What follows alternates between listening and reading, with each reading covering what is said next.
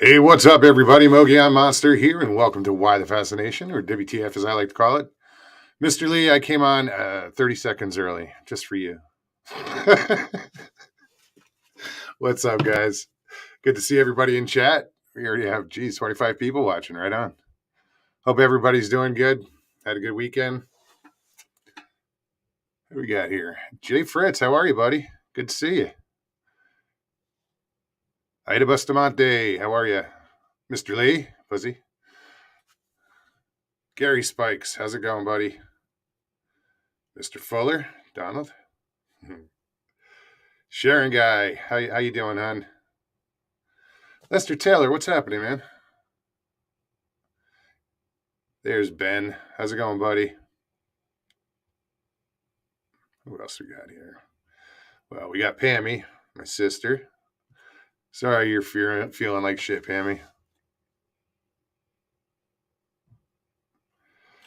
Yeah, she's got the vid. It's probably I probably gave it to her. I'm not proud of it. I'm sorry, Pammy. I feel bad, but I'm getting over it. It's getting a lot better. Amy Speaks, how are you? Sandra Piper, good to see you. What else we got here? Charlie, Howling Underdog Films. Yeah.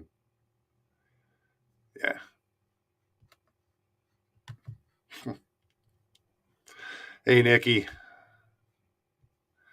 Yeah, sorry I missed that crossword puzzle. Donald had to remind me that I missed it.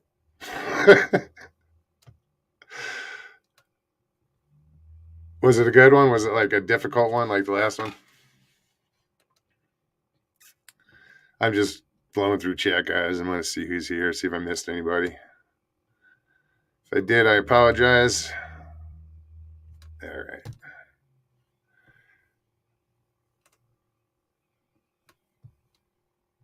Hey, Lockbeard, what's going on? Jeff? Pine Island Research. Hey, Breeze. How's it going, man? Good to see you. Isaac? Wow. Jody J, how are you? How's Georgia?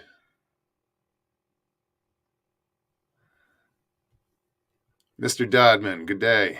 Tight lines, man. Timmy boy. We got Murray Z, Papa Craig. Wow, everybody's just pouring in. Tracy Hal, or Tacey. I can't say Tacey. My bad. Sorry. I'm all the way cross-eyed and shit. Derek McManus, where you been, buddy? Hope you're well. Who else we missing in here? Catherine Lundquist, how are you? And I think we're about caught up. Nope. North Alabama Cryptid. Welcome, welcome. Oh, shit. Pushed the wrong button. Minimize myself. It was that big. So, yeah, guys, it's another Tuesday night. Same as same old, I should say. Anybody wants to pop on tonight, it's real simple. I will put the link in chat, and you can just click on the link, follow the directions. If you don't want to be on camera, some people don't. Seems to be the in thing these days. It's kind of stupid. If you come on, you hit bottom of the screen, you hit stop camera, and that's what you'll get. Well, you won't get this good-looking icon, but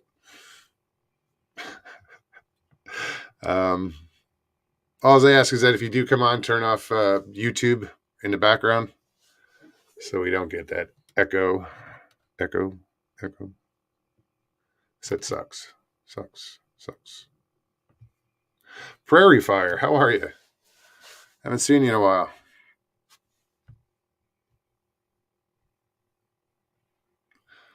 Dawn of the Dead, 420.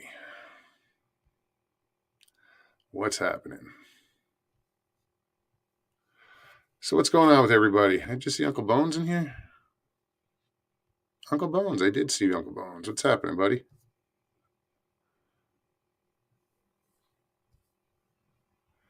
And we're all caught up. Yeah, so what are we doing tonight? I have no idea. I popped on, I know I popped on Icon the Great's channel last night and hung out with him for a little while. Um, we're sitting there and I'm like, dude, how many are here? And this was late. It was like 1:30 in the morning, my time. Or no, East Coast. He's like, 4. I'm like, does that include us?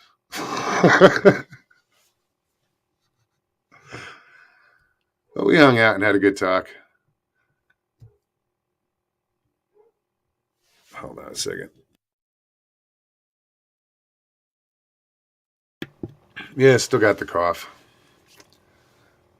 It's not nearly as bad as it was. Sorry, I gotta shuffle shit around here. Had my phone sitting on top of my cup. Doesn't work.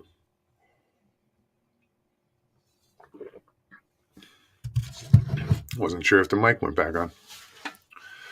Pyromedic, what's happening?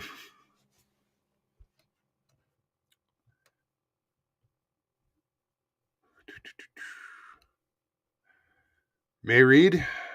I'm sure I said it wrong. You'll have to come on and correct me. Let me post this link. Man, I'm thinking about it. Ooh, I'm over. There we go. So yeah, if you're new to the show, and you're like, "What's this all about?" Um,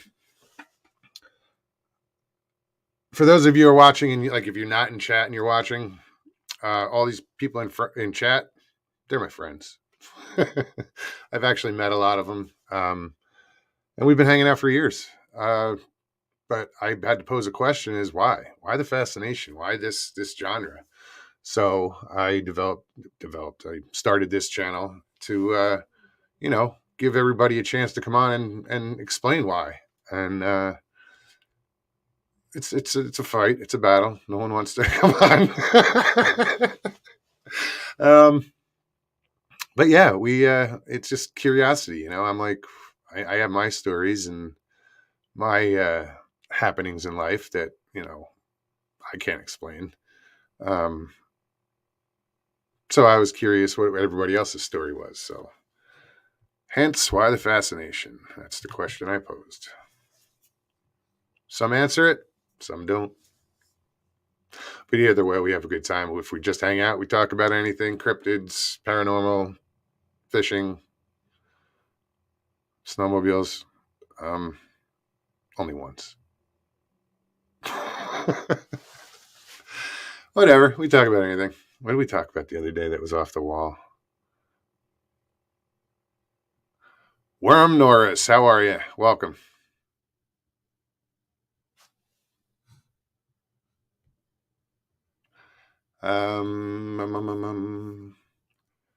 Yeah. You know what? I was watching TV earlier and I realized I don't like watching hunting shows. I feel for the deer. I feel for that turkey. All of a sudden, I mean, I used to hunt birds when I was a kid, and or till I was about 23. Then my dad moved and kind of gave up hunting. But yeah, I can watch fishing shows all day. But I don't know. I was watching it earlier and I saw a deer get shot, and it just bothered me because I knew the guy took a bad shot, and he had to take another one, and he was hunting with a bow, and the second shot wasn't a good shot. It was like, it just annoyed me. Wagon 11.3, what's up, girl? So yeah, it bothered me. So I'm not gonna watch hunting shows anymore. If I have to hunt, I know how to hunt, but I don't have to. I got meat in the freezer.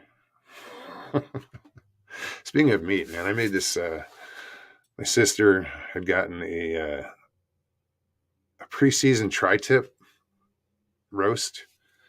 Uh, I threw that on the grill tonight. Holy shit! That was good. Stevie B, welcome. How are you, hon? Who else? So my other sister, Kim, she just got an interesting opportunity. She used to work in Sedona for a company, and it was like I want to say wellness. I don't know what you'd call it. It's like a wellness center, but it's based on a certain diet. It's not like an Atkins or whatever it was. It was really popular. Well, she did the cooking over there. So one of the former patients um, had contacted her and wanted her to work for her, but she turned it down. This was months ago, and the woman called back again, and she in chat. Hold on, because if she's in chat, do you mind if I tell this story, Kim? Before I finish this story, let me make sure it's all right.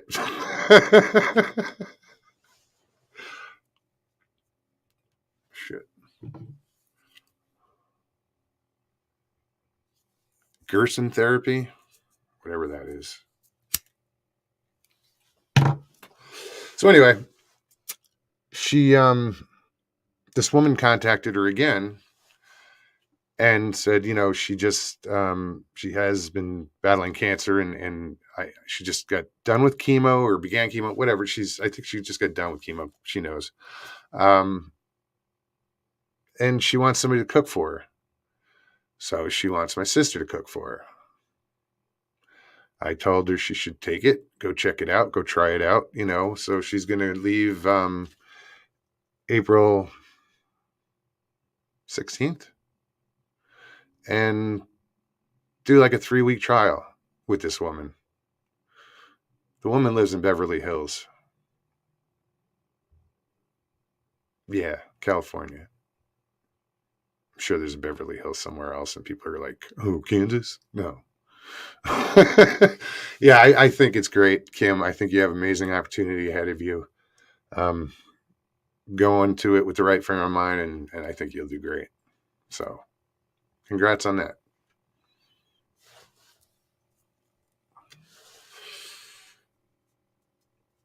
See, Pammy didn't even know the other sister. Yeah, I told her to jump all over it. When opportunity knocks, open the fucking door. Answer it. Because I said, go for the life experience, even if it doesn't last, if it doesn't work out. You tried, but try. You know, I I've taken those leaps of faith, and done some crazy shit and traveled around, and I'm not done. Not even close.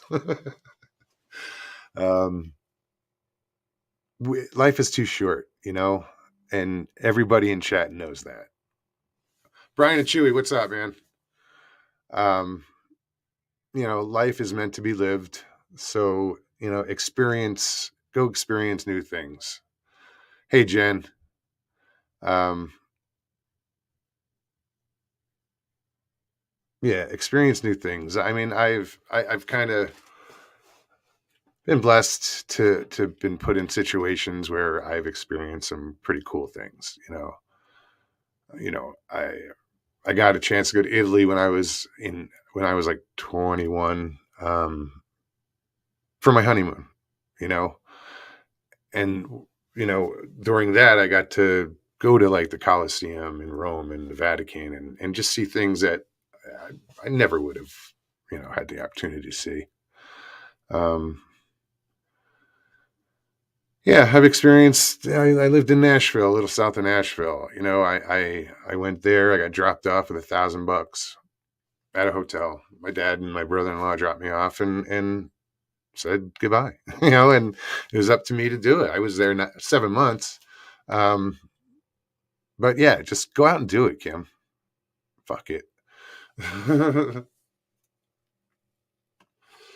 you know, I walked away from everything for a woman in Long Island. You know, I took a leap of faith, quit my job, and went out and lived with this woman. You know, I met her on my 40th birthday party. Figured she was it. She was a New York City cop, and I took the leap of faith. I jumped on a train and went to New York, and then went to Long Island, and you know, didn't work out like a month, but it led me down to where my dad was in North Carolina at the time, and I went down there for 4 months, and then I went to Nashville, then I went to Alabama. You know, it was just, you got to see, you got to explore, you got to get out there. So Kim, I'm excited for you. I think it's a great opportunity. Barb Santy, how are you? Great to see you.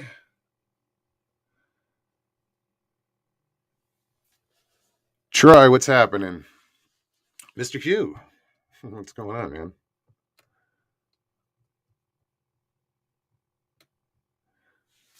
Let me put this link in chat. That helps. There it is. Ari says.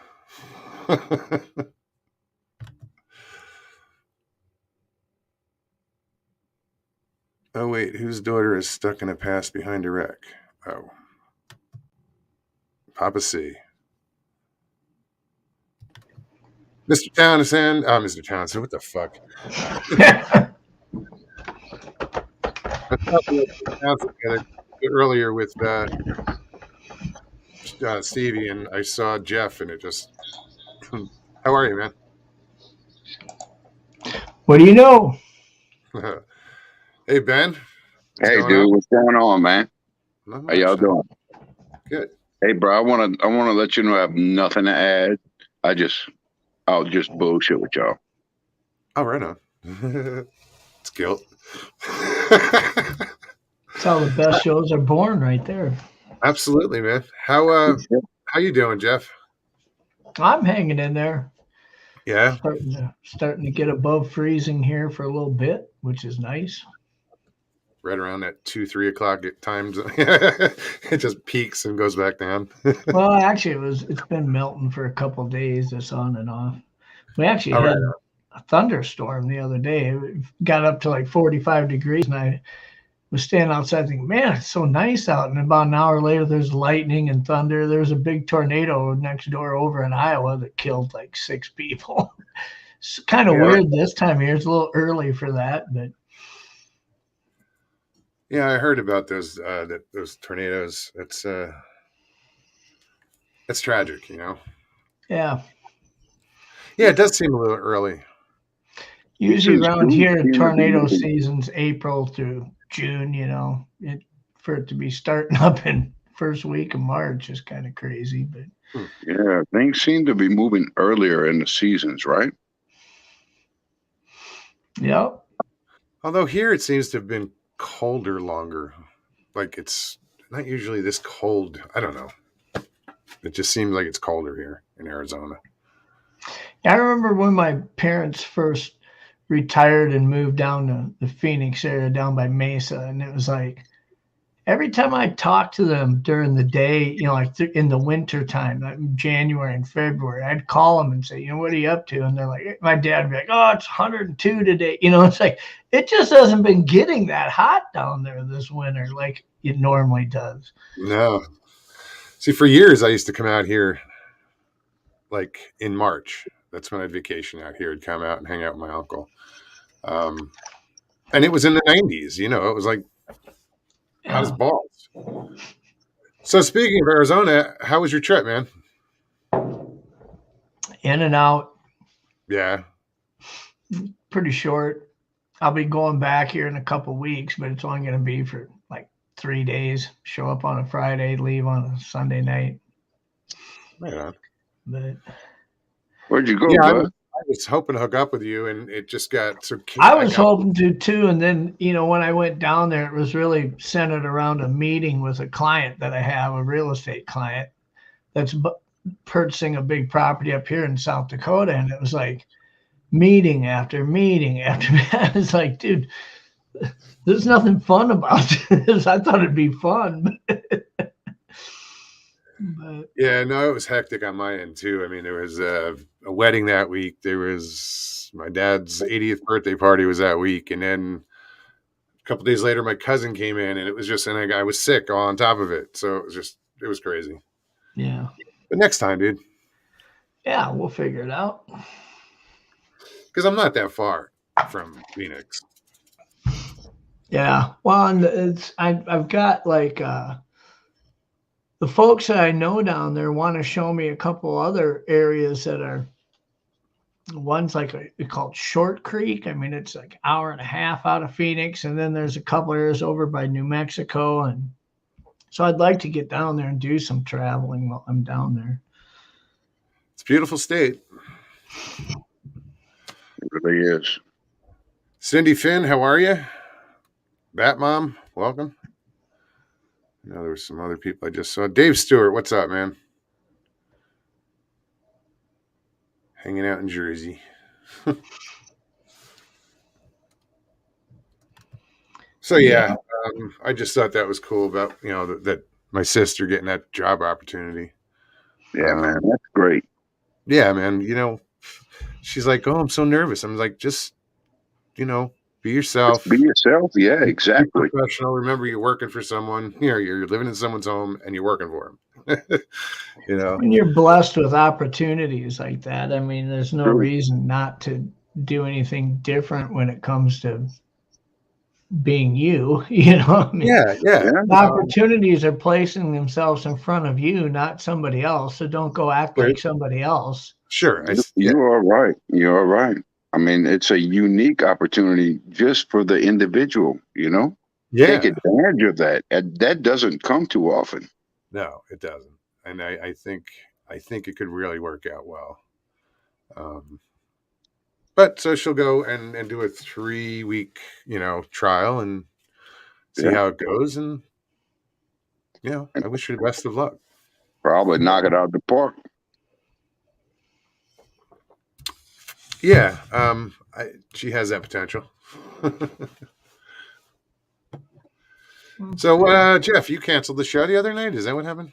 Well, I had a guess. This is the second time it's happened, but I think it's just the time of year. I had a guess that I was going to be on, and then they weren't able to be on, and I didn't find out till last minute. And I was worried all day about doing the show before they had canceled on me because I had to leave that evening to run out to the Black Hills to meet this real estate client out there. It had to be an in-person meeting. So it's like drive 6 hours out there, meet for an hour and a half the next morning, and then drive 6 hours back.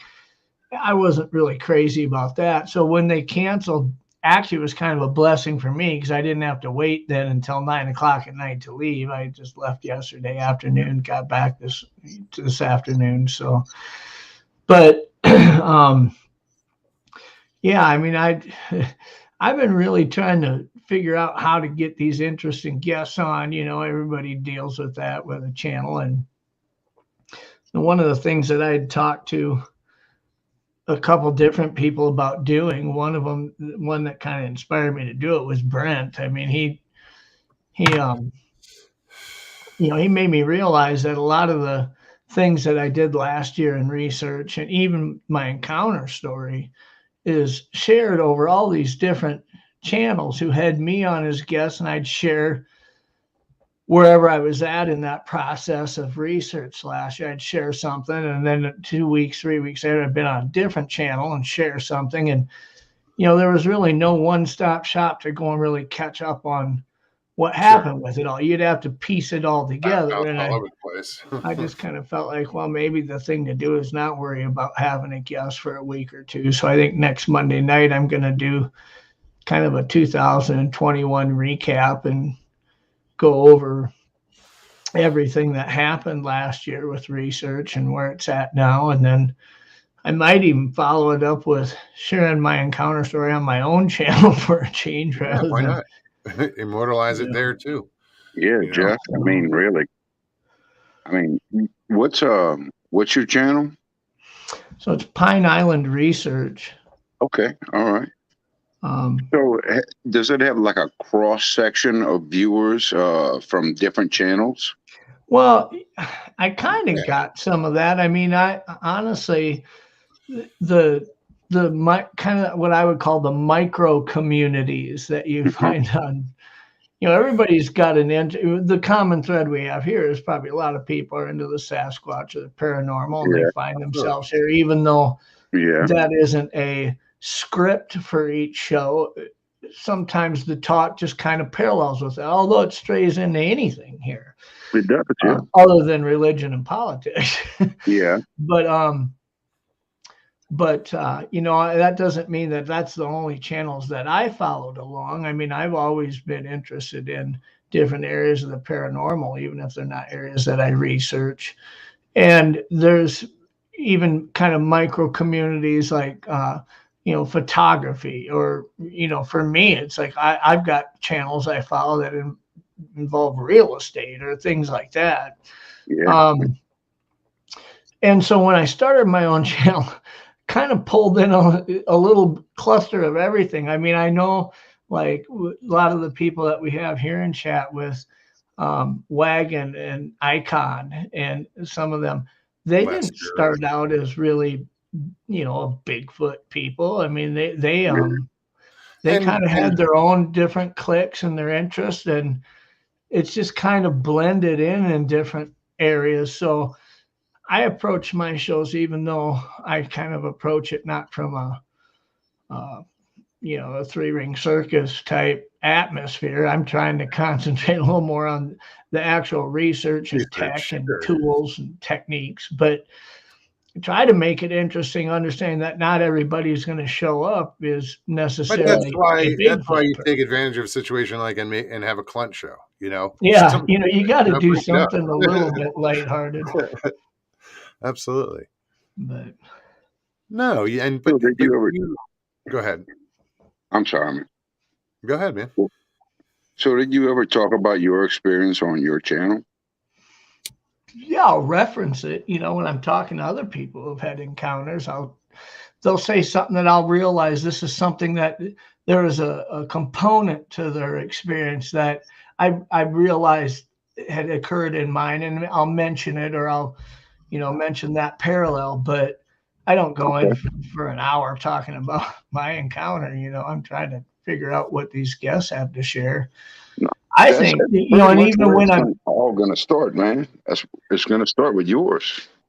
well, when It's I funny go though; to it a doesn't always work convention that or way. something, if I Huh? go to a convention to share my story or my encounter, I mean, to me, the funnest part about that is talking to people afterwards who are like, dude, I had this. And I mean, I would rather hear everybody else's stories, but I also understand that there's, every story is unique.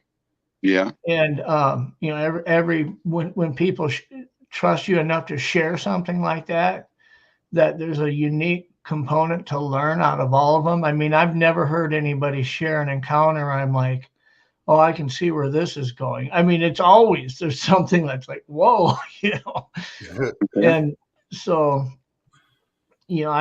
I'm interested in hearing other people's encounters, but yet I'm not going to start a channel that is, another Encounters. uh, yeah, Yeah, I mean, we've got 100 of those places out they're out there, there. Yeah. Yeah. but That's No, understandable. your channel you're doing what needs to be done. You do a good job.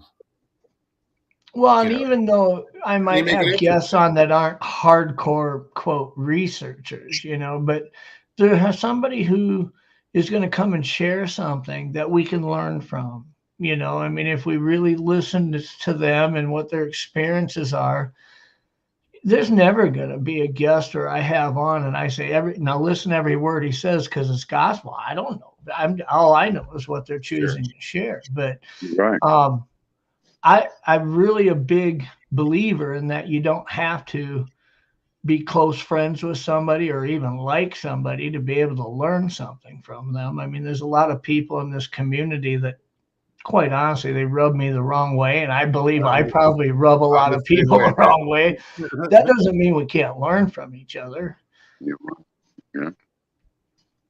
Yeah, it's a fine line, because like, there's people I don't care for, but you do what you got to do. Yeah, it's kind of depressing sometimes when you see the community. I mean, there's an ebb and flow. It's cyclic. Sometimes it feels like everybody's supporting each other, and then it seems like everybody's trying to take a bite out of each Yeah, other, you know, at and each it's other's like, throats. it's like that, it happens so quick. You're like, wait a minute, what the hell just happened? Where did yeah, that come? yeah. I'm trying to focus on not getting too involved in the junior high hallway drama Drama. Yeah. that is cyclic. I mean, I'm not pointing any fingers at anybody. Heck, you could even probably find examples where I've had a laugh in the middle of it too, but it's a big step for people to come out in this community and share an experience that's happened to them. And whether you believe it or not, whether you want to ask fair questions, I think that should be done. But when somebody, I can listen to somebody and say, you know what, I don't know if I buy all this, and that So doesn't seem genuine or whatever. But I don't need to voice that publicly and try to destroy them. understand. I mean, I don't get that. I don't get what I would get out of that if I did that. Some Doesn't make people are sense to just me. wired differently. Yeah, that's true. So, Jeff, to you, what tells you that somebody is not telling you the truth? Well, I mean, when you talking specifically about like an encounter Their when somebody shares encounter. an encounter Yeah, story. their encounter. So, what tells you somebody's bullshitting you? Well, I try to abandon what I've learned in business over, 30 some years. I mean, I think I'm pretty good at reading people when it comes to working in real estate, and I was a general manager at a car But not about, dealership for not 15 about years. real estate, No, Well, no, I but he's giving you an example, Ben. I Hold on. try to get Okay. rid of all of that, this whole, oh boy, they're not looking at me, they're not making eye. You know what? Some people just don't do that, right? Yeah, that's true. Everybody thinks they know body language. You know what? It doesn't necessarily apply to everybody. There's some people that when they get nervous, they react differently than I do or you do.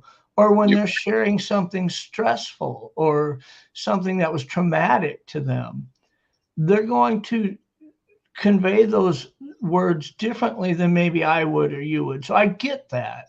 So I try not to lay down so heavily on expressions and things like that. To me, it's more in the details.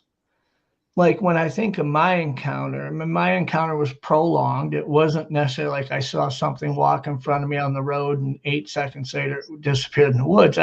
Mine was kind of drawn out, but I remember every freaking detail from it. And this happened when I was 18 years old. I'm 53 now. I mean, for 30 some years, this shit plays in my head like a movie. I mean, if I start thinking about it, I can remember every detail that happened. And if I was to try to share the encounter with you and tell you all about it, to leave certain details out or try to skim over them, it's hard for me. I mean, it almost hurts to tell the story and not share with you all the details because I'm seeing them in my mind like a movie screen as I think about it and tell somebody about it. It's hard to imagine if you were watching a movie and I'm talking to you on the phone and you're trying to tell me everything that's going on and you're not telling me half the stuff that you're seeing. It for you it'd be like, oh, I don't feel like I'm really drawing the right picture for this person. That's how it feels to me when I share an encounter. So the first red flag for me would be lack of details. I mean, if you say, well, do you remember this? Or was it windy out that day? Was it cold? And they're like, and it's like they're just having a hard time reaccounting some of that stuff. That seems weird to me because, and I'm not saying it shouldn't be like that for everybody, but for me, it's just really hard to not remember some of these details.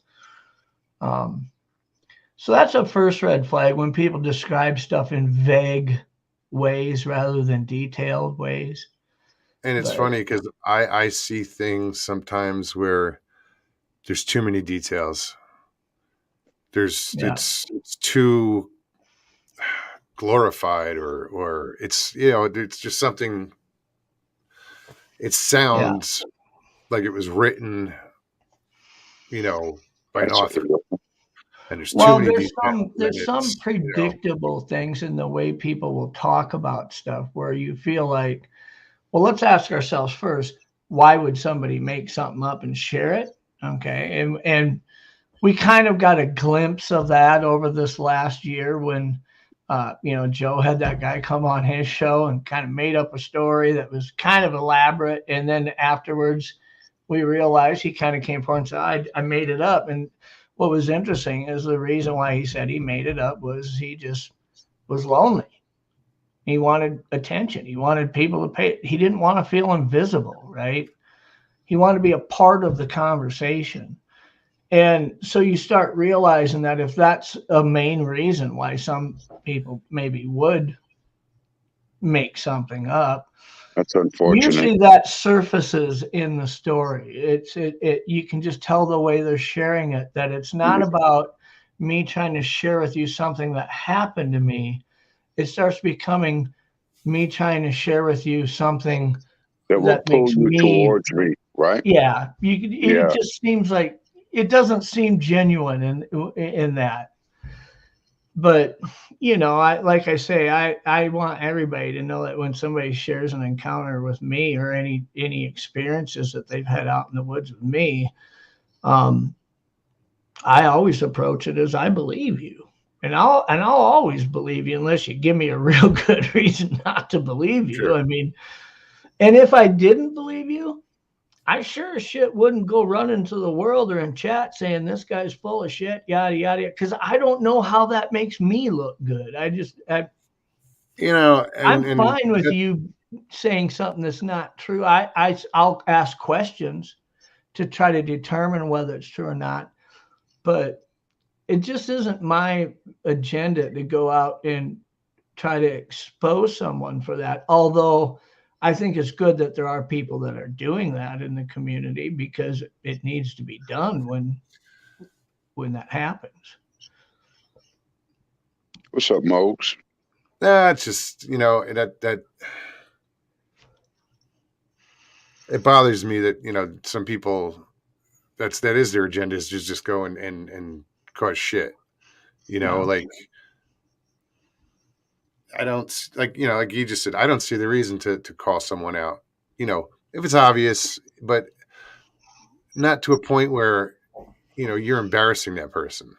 Well, there's a way to do know? it. If you look And at then, how yeah, Nikki does it and how some people are doing it, they're taking known hoaxes. I mean, they're taking these yeah, people yeah, that have made a name for themselves by TS? not being truthful in the community and trying to help us learn from it and bring awareness to it. But like if we're in chat and somebody says, well, this happened to me or this happened to me, they might share a detail and I'd ask really what time, or, I might ask a question about trying to understand it better. I'm certainly not calling them a liar when I'm simply asking a normal question, yeah, yeah. But there are people out there who will draw conclusions that this person is absolute full of shit, start throwing darts at them, and I guess at that point you start asking yourself, does this bring joy to somebody to do that to somebody else, or are they doing it out of a sense of duty, so to speak, to the community?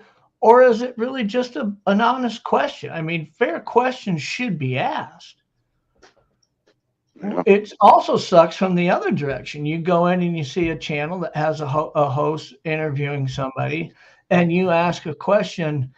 Somebody says, "Well, a tree was knocked down," and and somebody or me or anybody says, "It looks like the tree was dead. Could it have been something other than Bigfoot?" That's an honest question. I mean, I'm not calling anybody a liar by Yeah, but asking people that feel like question. people feel suddenly like they're being attacked. Yeah.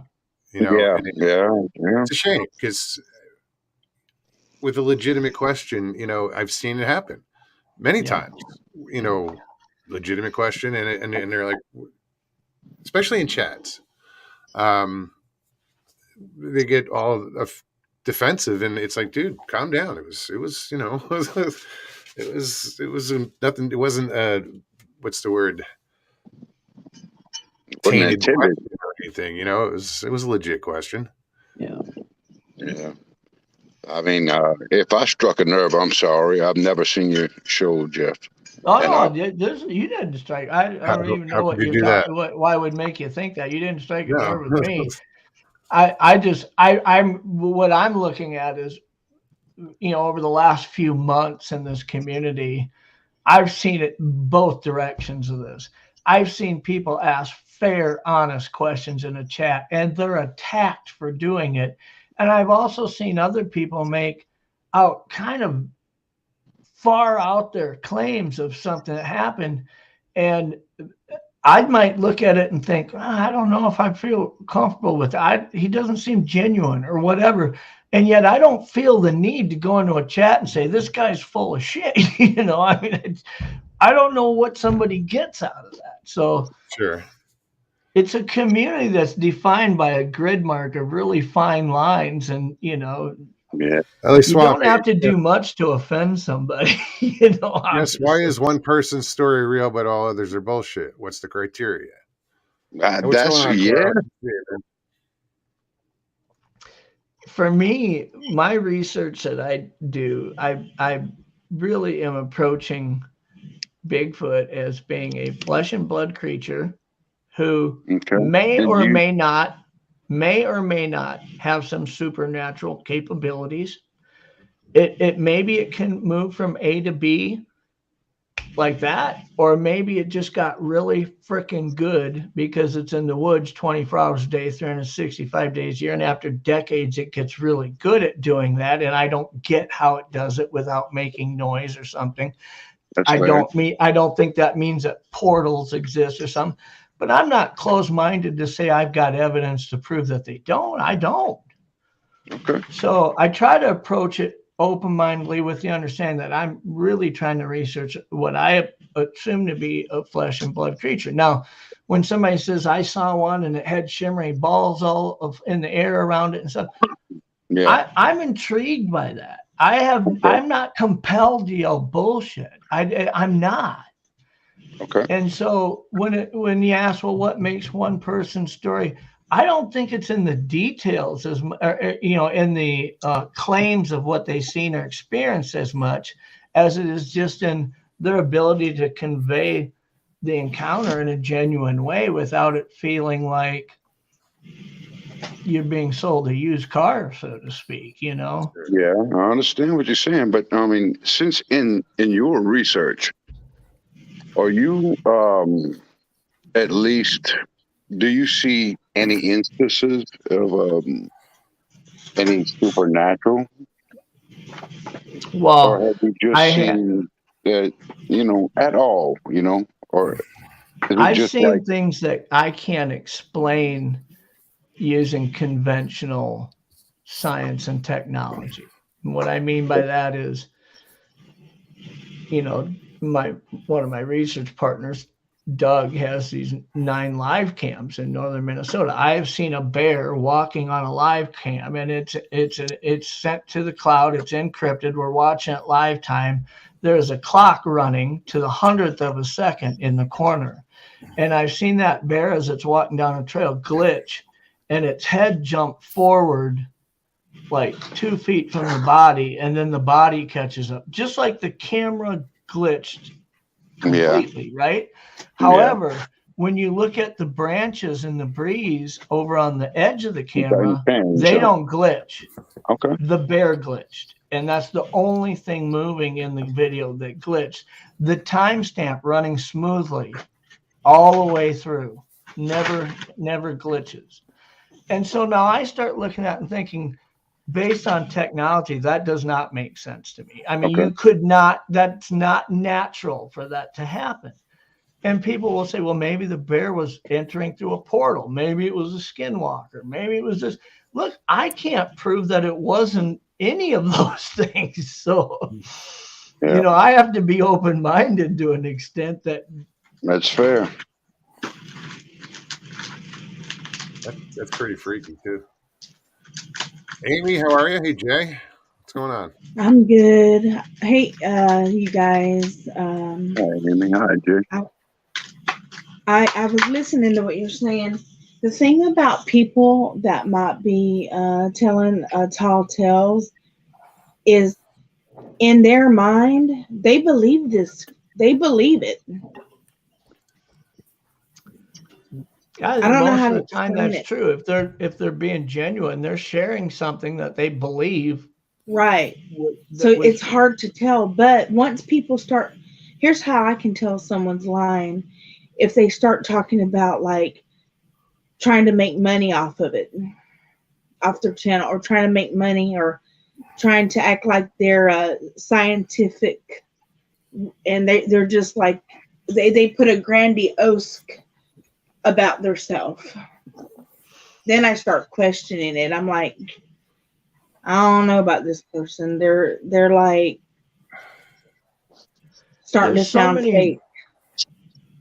there's so many variables that factor in with a lot of the people who have become fairly popular in this community that, for instance, and I'm not afraid to use his name as an example because I like the guy and I think we have a mutual understanding and friendship that when I look at Carrie from Bigfoot Odyssey, I believe Oh his yeah. encounter is 100% genuine. I believe Yeah, everything he I think claimed in so that too. encounter is 100% legit. It happened to him. I have zero reason to believe that that's exactly what happened. Now, he's built a big channel. He's got a lot of followers. When he put out the 168, he charged a buck 99 or whatever to see it early, things like that. People could easily look at that and say, oh, he's just monetizing off it. That may be true. I mean, at some point, maybe it did become an opportunity for him to make a little bit of money or Well, whatever. the But reason why he's I making the don't think money is his he goes out in the encounters. field. He No, he doesn't. he went to that. Remember when they went to Florida? Yeah, I was there. Oh, he doesn't. Okay, I know he was saying I he know. did No, this I'm big. saying in general. I mean, it's not his thing to go out in the field. That Oh, was okay. he's not Well, I a think he's even researcher.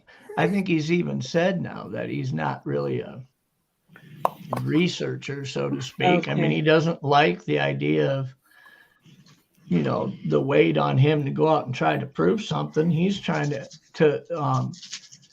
because I'll tell you what, whether you like the 168 or not, whether you feel it reached certain thresholds or didn't, the one thing that he did that advanced the science the most with the 168 was he brought an awful lot of people who have an awful lot of experience all together in one spot, and they were able to fellowship and share ideas and share knowledge with each other. That in itself was a huge accomplishment, whether you think his pictures were blurry or whatever. I mean, so that's why I don't want to be real quick to start firing darts at people just because I don't align with everything they say. I don't have to, but people talk like that, have said stuff like that about me too. And I said, look, I've kayaked, a lot of miles over this last summer, and I never made $1, not $1 in research. I've spent a lot of money in research. Sure. And time. But I've never made $1 off of this community. But if I had the opportunity, somebody said, will you come and speak for $500? We'll cover your whole, I'd probably do it, and I wouldn't feel bad about doing it. But, a little different. Well, when I had my Bigfoot experiences, they wasn't no such thing as a cell phone or social media. I was a kid back in the 70s and early 80s, and people probably think I'm out of my mind, whacked out crazy. So I'm probably sure people don't believe me when I talk about stuff because I don't have no proof. I'd be willing to bet the people here do. Most people don't have proof. You know, in 1987, when I had my encounter, their cell phones didn't. They might have been gigantic suitcase style phones people had in their car if they were rich, but I didn't have a cell phone. I didn't have a camera. I had nothing. Right now, I go out there armed with all kinds of equipment. I still don't have a picture. So I mean, I don't really care what people say. I'm just trying, That's all you can do. But, so Jay, what's going on, man? I found out today I'm not a auto mechanic. Oh no! It took you this long? Yeah. Damn. I tried to drop I got an old 2003 Ford Ranger truck, and I tried to drop the crap. I can't think of it. I even look at I had to drop it to get the fuel pump out of it. The gas tank. The gas tank. Yeah. All those fuel pumps are in up at the top end of it. I have a hard time thinking about things sometimes. I had to drop the gas tank on it. I found out it's a whole lot harder than it's made out to be. Yeah. Yeah. I just listened to you guys. Stevie's got a 2003, I think it's 2002 Ford Escape. And with that one, all you got to do is lift up the back seat and you can get to the gas tank below the seat. Oh, really? Yeah. Because I've been there. I've had to drop gas tanks. That's it's not fun, is it? Yeah. But that's been my day today. I finally got me a shower a few minutes ago, and you guys were talking about this stuff. I thought I'd just come on and show my ugly mug. See, ugly mug. Any more dates coming up? Not this weekend, but next weekend. She's real busy right now. You know, she's a accountant. So Tis the season. Yep. I went up and talked to her today, though. She's just 4 houses down, 4 houses from me. So. Oh, right on. Yeah, nice lady. Yeah, that's awesome. Nice lady. Yeah, I had to change the fuel pump on my Yukon here a while back, and I'm one of those guys that I hate paying somebody to do something that you can learn how to do on a YouTube video in 15 minutes. Yeah, me too. Just can't stand doing that, even though maybe it makes more sense afterwards when you realize that's why people charge to do it. You put $130 fuel pump in, but it takes you 8-10 hours worth of labor to drain a tank, drop it. Now some things I don't try to do though, because I found out over the years that sometimes you screw stuff up enough. If you just paid somebody, it'd been a lot cheaper, Yeah. Oh yeah. That's true. The one thing I never want to do again is clean pistons. Oh, really?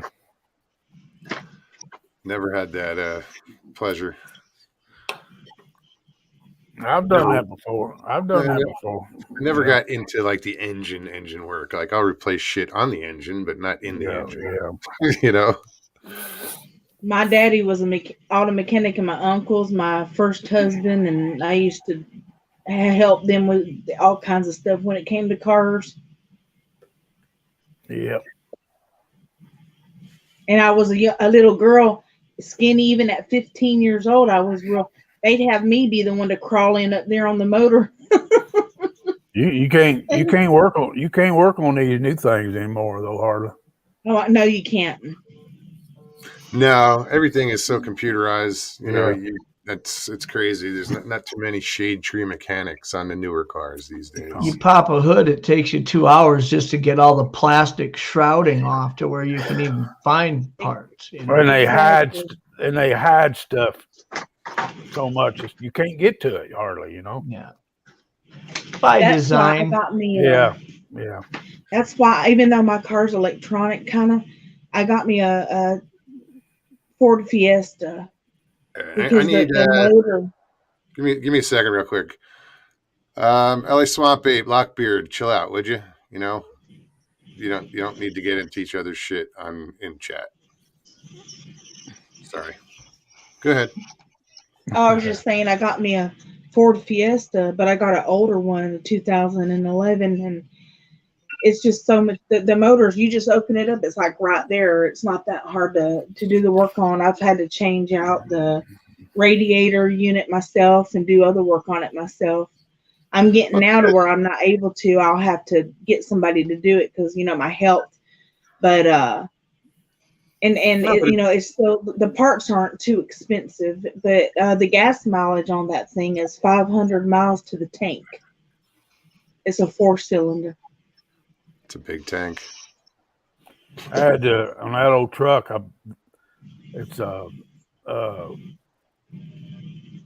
The door handles broke on the darn things. Boy, they're a booger to put on too. Something that simple, Mm-hmm.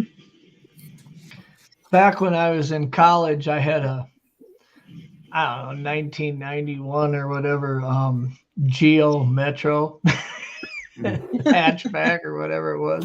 It got like 49 miles per gallon. I think it was a 3-cylinder. I don't even think it was a 4-cylinder. But I remember those, yeah. I remember one winter there was a steep hill and the stoplight at the bottom, and I was sliding down the hill. I was like, "Oh shit, I'm gonna hit this truck in front of me," and I went up and just boom. I mean, I didn't even hit it that hard, just bumped it. Oh, it was yeah. a three-quarter ton Chevy or Ford truck. I get out and look, and the rear bumper on that truck is like wrapped around and bent in 90 degrees. And I look at the front of my car, there's not a ding on it. And it was a Geo Metro. Oh, yeah. So we call the cop, and the cop shows up and he looks at this truck and he says, "Well, where's the car that hit it?" I says, "It was mine right here." And he looks at my car. He says, "Are you shitting me? There's not a scratch on this." I said, "Yeah." Weirdest thing, but sometimes those little shit beaters were awesome for the gas mileage. I mean, you couldn't beat it. The accelerator 2 years ago on that old truck of mine, the accelerator rod broke on it, and it broke wide open. Oh. And the only way I was coming up on a stoplight. Cars, luckily, the right lane was open to where I could turn. I had that thing, the brakes on that thing, as hard as I could get them on, and then I had the emergency brake pull. It was no telling how much fire I was throwing out of that thing. The only way I could do it was cut the truck off. So I turned the motor off. Of course, I did that. I lost all my power steering. Here I'm fighting that power steering with a full accelerator on, going down a residential street. Luckily, here in Florida, there's a lot of sand. Well, on the side of the road, there's a lot of sand built up. So I dropped the left side of both sides of the left wheel in that sand, and it finally slowed me down till I stopped. Yeah. And I was about 200 yards from going into one of the lakes down here. Wow. Yeah, that happens quite often down there. People driving into the canals. Yeah. My throttle unit went out on my Ford Fiesta, and I drove all the way from my house to the auto place for my throttle unit out. And he's like, "How in the heck did you do that?" I said, "A lot of prayer." Yeah. See, Papa Craig said, "I had a Ford Ranger, 2003 Ford Ranger for 10 years. That dang thing would climb a tree." Yeah, they're tough. I had an 85 Ford Ranger, brand new, when I was in high school. And that thing would get in places that Jeeps couldn't get into. Yeah. This little thing, mine's 2003, and it's got 204,000 miles on it and still runs like a top. I mean. My nephew's got a Ford Ranger sitting. It's a 94 Ford Ranger sitting in the driveway, like right next to me. And I got to do a head gasket on that. Yeah. Hopefully the it's not warped or anything. If it is, when I pull it, I'll have it, shaved or shaved down. Well, I did. Yeah. Well, see, you have to, after 200,000 miles, like I've got like 230,000, you have to have a lot of work done. I had to have the gaskets and everything replaced on my car. I had a new cover, you name it. I had it done before I came to North Carolina. I spent over $1,000, but it was worth it. Girl, I can tell you're from North Carolina. You got that North Carolina twang to you. Hey, I've Yeah. lived in I have lived in North Carolina before I came up here this time, but I have an Alabama, a Texan, and probably a North Carolina twang because I lived up here for 2 years one time. Yeah. We'll just call it Southern. Southern, yeah. Southern, yeah. She's I'm one from of the South, man. Come on. them- she's one I of them remember Southern when I belles. graduated. Ben, you got one too, buddy. That one too. When I graduated from high school in I guarantee. 1987, I joined the military, and my dad told me, he said, "You're going to move down south, and the first pretty girl with a southern accent, don't start acting like some dumbass and get engaged or something, you know." And I went to basic training in Fort Benning, Georgia, and was stationed in Huntsville, Alabama for my first year. And he was right. Yeah, I met a girl with this little southern accent from Huntsville, Alabama. And as soon as I started having a conversation with her, I was like, oh, shit. But you pick that stuff up. And that's what's funny is after living down in, I went back to Georgia, was stationed there for a year. And then I was stationed at Fort Bragg with the 82nd for a year and a half. And when I came back home to South Dakota, my buddies, the first night I was back, we were all going to go out drinking. And I was looking at them. I said, so what are y'all going to do tonight? And they started laughing. They're like, say it again. Say it again. I said, say what? And they're like, say y'all. And I said, what are y'all going to do tonight? I mean, you don't even realize you pick that up when you live down there. Yeah. There's a lot of pretty women in Florida, but if anybody checks lady in Florida, don't take offense to this, okay? But most of them got their head up their ass, I can tell you.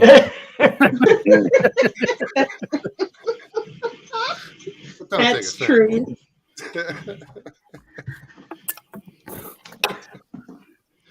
I'm sorry, folks. I tell it like it is. No, there is something about a woman with a southern twang. You know, that southern draw. There's But just, then again, a lot of it's just something being different than what you're used to. You meet a nice looking girl with a New Jersey accent. That's intriguing too. I mean, it's just because it's different than what you're used to, maybe. That might intrigue me. But it's funny because Jersey accents vary, depending on what part of the state you're from. Like Wagon is closer to Philadelphia. She's got that certain sound. Then you get somebody that's like from Northern New Jersey, closer to New York. A little different, And I spent 40 years in Jersey, but I don't have that accent. There's certain words I say that will come out, and people are like, "There it is," There's the Jersey. But have you guys noticed how young people nowadays talk so friggin' fast? Because all they normally do is text, and they text 100 miles an hour. Right. So I think they talk that way. I get to talking to them, and I say, "You're going to have to slow down. I can't understand a word you're saying." Sharon, how are you? Good to see you. Well, see, the thing about it is I've been everywhere. See, I'm a mixed race, but my mama's from McKenzie, Alabama. My daddy's Hispanic, but he's part Hispanic. His dad's from South Carolina, my grandpa. My grandma is from New Mexico. And they met because my grandpa was in the Army. I'm up here in North Carolina right now because my daughter and my son-in-law are in the Army, and we're right here, Jeff, by Fort Bragg. Mm-hmm. Yeah, that's a beautiful area. I really like it. Yeah. I grew up most of my childhood in New Mexico and in El Paso, Texas. North Carolina's a beautiful state. I can tell you that. Oh Yeah. yeah, I'm fixing to Yeah. go. My daughter's going to Texas on the 24th, and I'm going for 5 days, and I'm going to the Uwharrie Mountain Range for 5 days. I've got all my camping and survival gear ready. I'm going into the forest. I'm fixing to go. I heard there was some good Bigfoot stuff going on over there, and that's where I'm going. Be careful. I rode my motorcycle. I got a bunch of us got together. You guys won't believe it. I used to have hair down to my ass, but Yeah.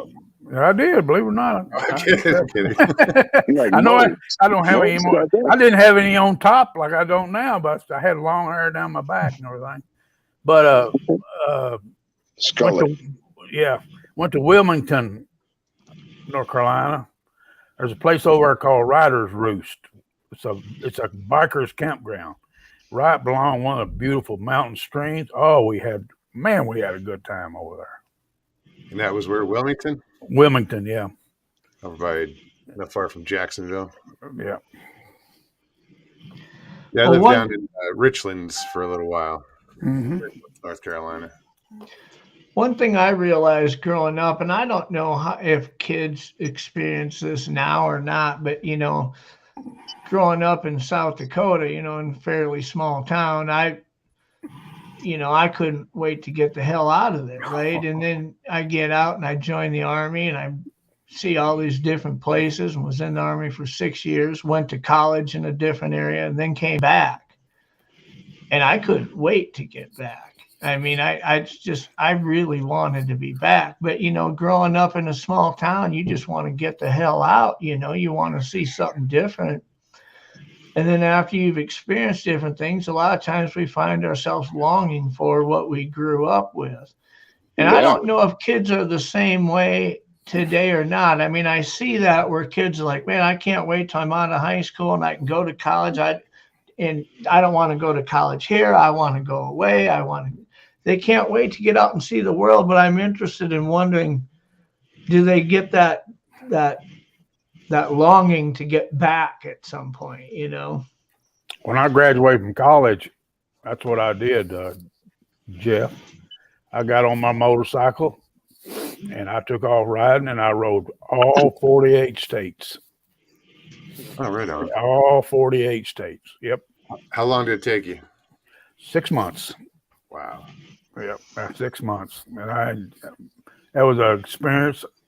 I've done a lot of different things in my life just to do them, just to say, by gosh, I want to do that.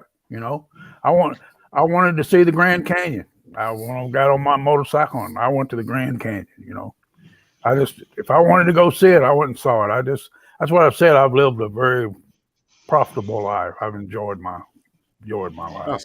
Yeah, I've made decisions in life sometimes spur of the moment. This was before I was married or had kids, When I got out of the military, I couldn't wait to just start going to college. And right away, I had an opportunity that was presented to me to go work in Jordan as a security contractor for 1 year. And I had no reason to want to do that. I mean, really, on paper, why would I even consider it, right? I mean, being in the Army, had gotten my college paid for. I was ready to start going to college. I had picked out which one I wanted to go to. And this opportunity throws itself, and I'm looking at it going, shit, yeah, I'll do that for a year, And in retrospect, I'm glad I did. It was an experience. But sometimes we just get an opportunity thrown in front of us that when you're not married and you're making decisions basically for yourself, it's kind of easy to be a free spirit like that. Yeah. Well, that's like this opportunity that my sister has. I want to say she's an empty nester, but she's, the kids are still here, but they're grown ass adults and, working. Yeah. And there's nothing holding her here. So that's why I'm like, do it. Do it, girl. Yeah, do it. Yeah. Don't ever miss out on a lifetime experience is the way I look at it. Absolutely. And there's other things that work in the opposite. I mean, when I was single, me and some friends, we all owned street stocks, and we raced at a dirt track in town, outside of town here. And we'd go to 3 or 4 different tracks every Friday, Saturday, Sunday night. We were racing somewhere, and we loved it. I mean, yeah, it was a little dangerous and stupid, but we loved it. And it cost a lot of money that we just were throwing away doing it. But we didn't have other obligations. And then while I'd been doing that for a couple of years, I met a girl that I was really interested in, and we had started dating. And then it was like, let's get married. And I was like, you know what? That just the whole racing thing doesn't seem intriguing to me anymore. I mean, if you got hurt, it's you. I mean, there was probably a point in my life where if I go out in a ball of fire, dude, that's a cool way to go, And then you start thinking, well, now I'm married, and then at some point, now I have kids, and it's like some things just aren't really an option to consider at that point. I mean, I'd still like to think that I'm pretty open-minded on what me and my family would want to do in the future, but you just don't make those reckless type of decisions like you did when you were single, Yeah. Well, I don't know about that. When I got married at 17 the first time, and we would go. We did dirt track races, hog race, and we had a race car we kept up. And when I got pregnant, I was going to the races and all that good stuff, and riding 4-wheelers. And when you're a country girl and you're pregnant, it don't hold you back. You go fishing, hunting, camping, ride 4-wheelers, go to the races pregnant. Yeah. For me, it was just kind of the whole, if I wreck a street stock, if I tear the whole front clip off of it and got to rebuild the motor and got to, maybe that's a $4,500 kick in the balls I took that weekend. But, I'm single. It wasn't a big deal. When you're married and you're trying to save up for a home and things like that, I mean, all of a sudden your decisions really, it's not just you that's accountable for them. All of a sudden now you've got these obligations that get affected by some of these decisions. And I'm not saying that if somebody said, hey, let's go zip lining, I wouldn't do it. It's just, I can't make these long-term investments of danger and money into things when you just look at it differently. Yeah. Well, nowadays stuff is expensive. Back then it wasn't expensive to get a part for a car. Yeah, it's called the junkyard. Yeah, and I still do that. Everything's for my car I do now. When I need to, I'll get a part from the junkyard still. Called pull your own. That's what it's called. Yeah. Back when I raced, there were hobby stocks, which were, you had a full race frame, but it was, bash the windows out of it and take the body off of a Monte Carlo or a Cutlass and throw it on your frame and build a decent motor, small block Chevy motor, and go out and race. If you broke something, you could probably get the part off of most of the cars laying around. Sure. Now, what used to be hobby stocks, they don't hardly even exist now. I raced a street stock, which is kind of a glorified version of that. And then you had the modifieds, which really don't even look like a make of a car. They just look like a giant wedge that goes 120 mile an hour. Now, hobby stocks don't exist. Street stocks look like the modifieds, and the modifieds are super. I mean, everything costs so much money now. One of the reasons why I didn't want to race sprint cars is if you just flip the thing over on its lid and flip it one time, you could be out 20 grand. A street stock, if I wrecked the thing for $4 grand, I could rebuild it and be racing the next weekend. But now even the smaller versions of racing, or kind of those starter areas that people get into racing, are extremely expensive to do. It's even demolition derbies, which used to just be bash the windows out, you put the gas tank in the trunk and go, right?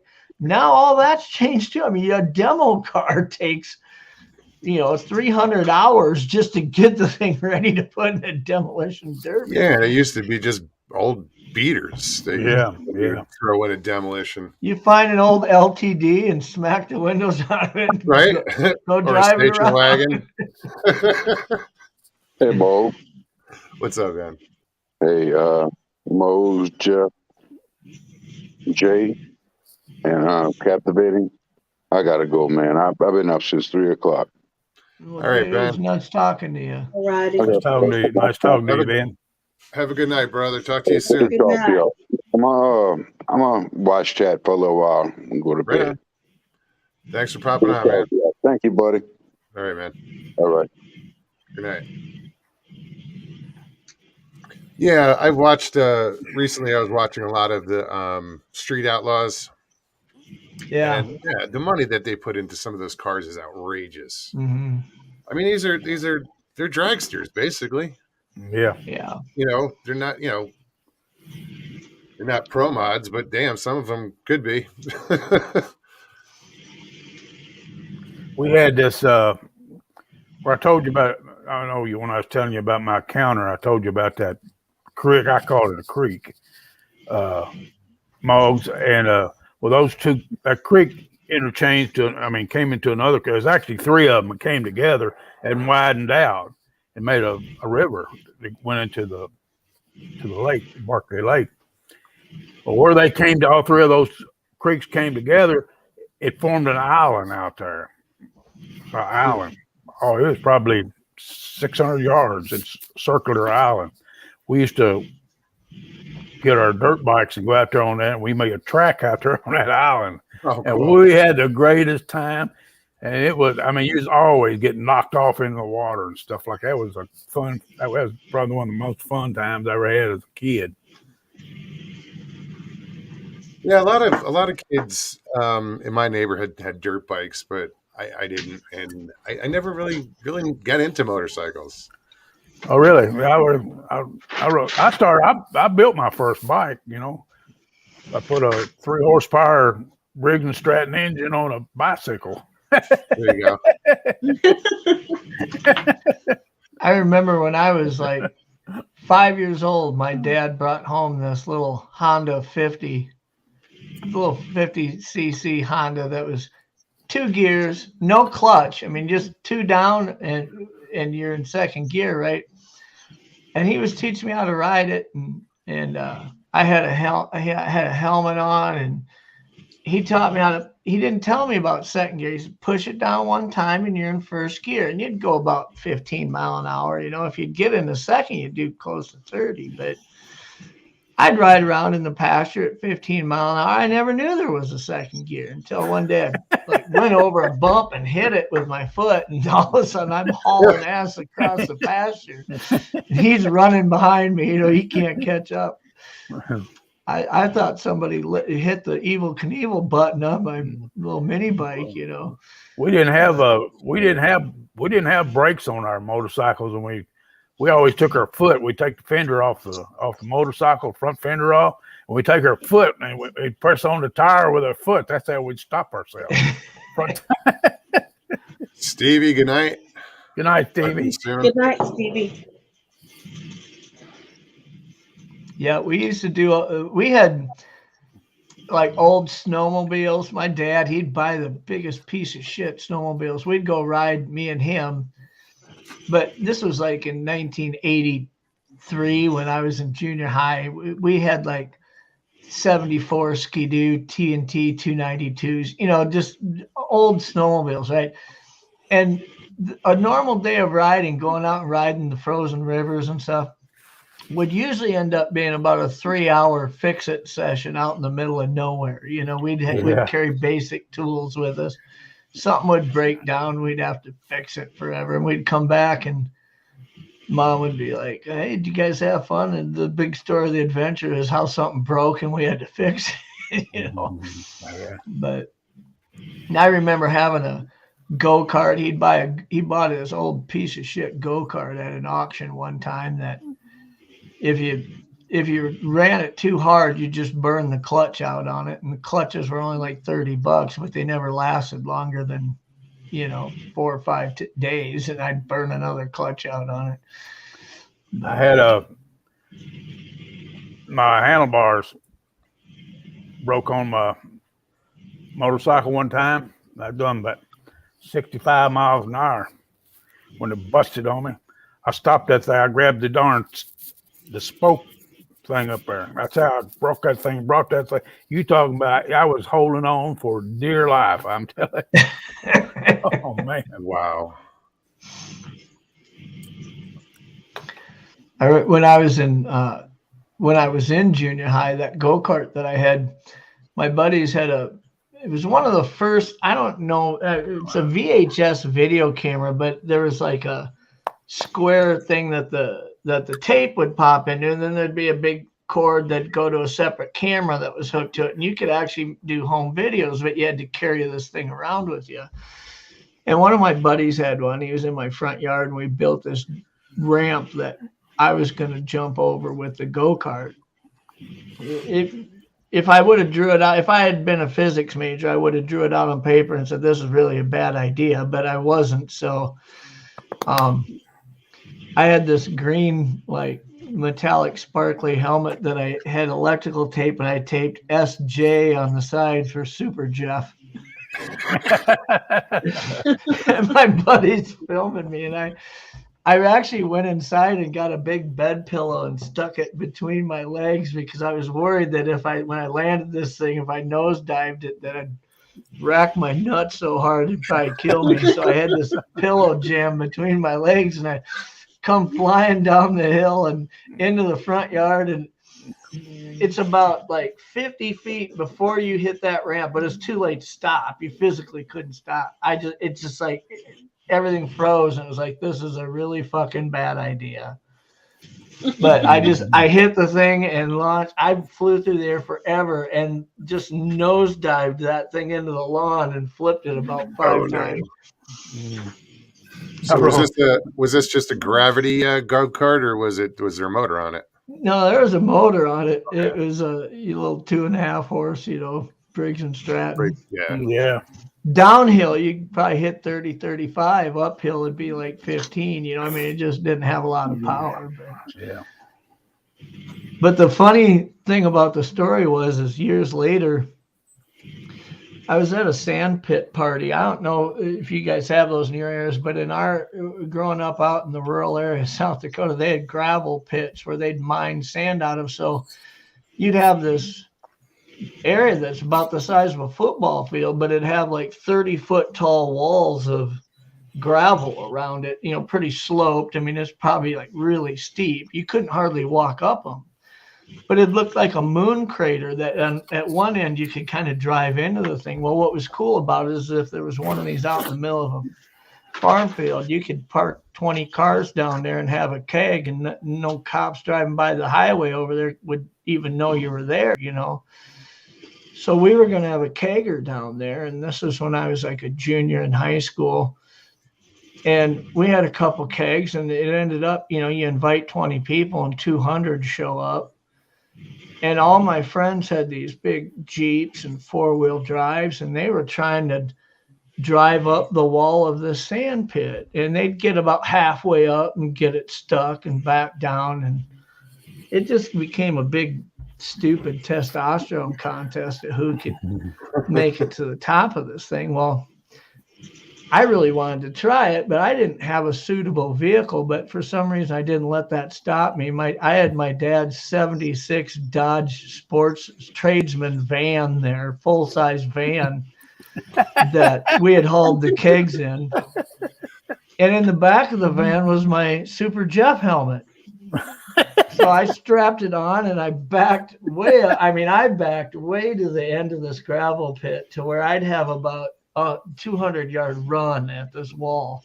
And my buddy comes walking up next to the van, and I'm revving up the motor, and he jumps in and goes, "What are you going to do?" I said, "I'm making it to the top of that sumbitch." And he goes, "Let's do it." And he sits down and buckles his seatbelt, and I probably hit 80 miles an hour going across the bottom of that gravel pit. And I hit that wall. Not only did I make it to the top, I launched off of the top.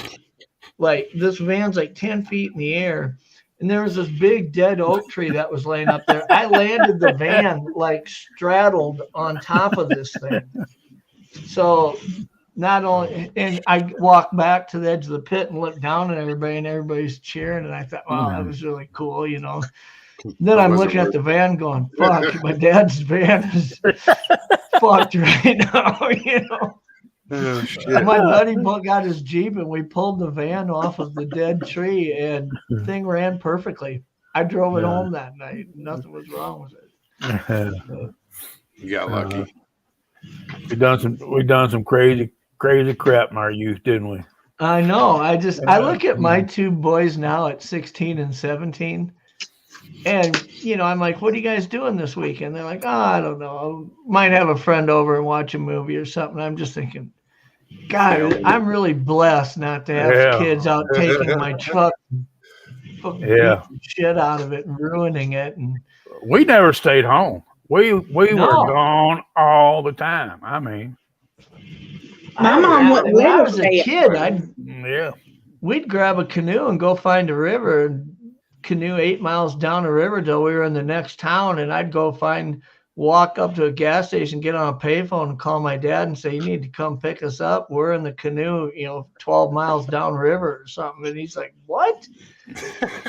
We're like 11 years. We were 11 years old doing that shit, That's probably why there's a big difference between the kids then and now. See, oh, jeez. My mom and dad, we weren't allowed in the house when the daylight came. We had to be outside until it got dark. That's probably why we got so much arthritis in our body now too. Yes.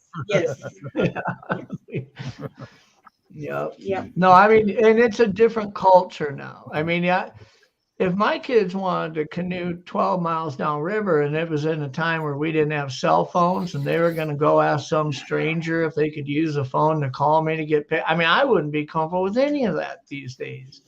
No. But back then, I mean, even the disagreements when I was in high school, if two boys were going to fight over some girl and they said, I'm going to meet you behind the Dairy Queen. We're going to kick the shit out of each other after school. 100 kids would show up, stand in a circle and watch two boys fight. Yeah. And you knew that there was going to be a winner and there was going to be a loser, but nobody's going to get shot. Yeah. Nobody's going to get drive-by'd and somebody's going to get punched a few times and they're going to lose. And that was the worst of it. There was no knives and guns and that kind of stuff, It's all different now. It's a shame, our kids are more sheltered. We're more protective than we were when we were kids. Yeah, absolutely. It wasn't that our parents didn't love us, or anything like that. It just not at all. No. As long as we weren't foreign blood, my mom was like, "You're fine." Mm-hmm. You had a TV, you had to get up and turn the channel on. Yes, people, there were TVs that you had to turn, to change the channel. Yeah. I remember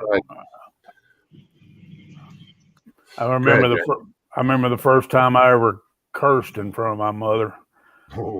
Oh my God. How'd that soap taste? And I wasn't soap. I said MF in front of her. I was about 13 years old, and I said the word MF in front. I said, got mad, and she smacked me. Oh my God. You seen that Linda Blair on that Exorcist? Her head spun around. I believe my head spun around about 20 times. I grew up in my house. My parents went to we went to church every week. But my parents are pretty blue collar. I mean, you could say shit or damn. You didn't say goddamn. You'd be in trouble if you said that. You could say damn or shit, but you didn't. You didn't say the F word. You didn't say. There was just words that if you would have said that, you would have been in trouble. Your story, Jay, reminds me of a Christmas story when he says, "Oh, fudge," and he says, "Except I didn't say fudge. I said the King Daddy of the swear words." But North Alabama Cryptid says, "Mom told us, y'all got 40 acres and I've got good lungs. Go play until I yell. Nowadays, moms have Adderall for the kids." Yeah, well, that's the truth. Yeah. Well, that's because everybody's, they've labeled all the kids, this Yeah, one got, ADHD, yeah, something like ADHD that. or any, Yeah, and no, listen, there's legitimate, right. There's some that shit do out have there, but problems. Yeah, nowadays they look to medicate kids, then, they won't let them be. They won't let them be back them in the ass and kids. send them outside. Yeah, they won't let them be kids. I know there's a lot more women work nowadays than I did back when I was young and stuff like that. My mother stayed home all the time. My daddy owned his own business. He's owned a welding shop, and women have to work nowadays, and I know they're under a lot more pressure than they ever were. I understand that. And there's a lot of single moms out there too. Yeah, I had to work, but guess what? You can do it. I did it, and let me tell you what, I did it. You should have seen some of the arguments I got to my kids when they were teenagers. It was cussing out. I'll kick your ass, throw your shit in the river. I've had to. I'm talking some drag out, but you know what? It was worth it because I wasn't going to let my kids end up like some of these other kids, and they didn't because I was fearless and I didn't care what the state said or DCF or nothing. I raised my kids the way I was raised, and now they're very successful in life, and they got their education. They're in the military. My dad never whipped me. He would. I remember my mama said, "James, take care of that boy." He'd take me down. He'd take me down to we had a basement. He'd take me down there. He'd get a switch off a limb or something off a tree, and he'd take me down there. He'd snap that switch into you. He says, "Don't do that ever again. You're getting me in trouble."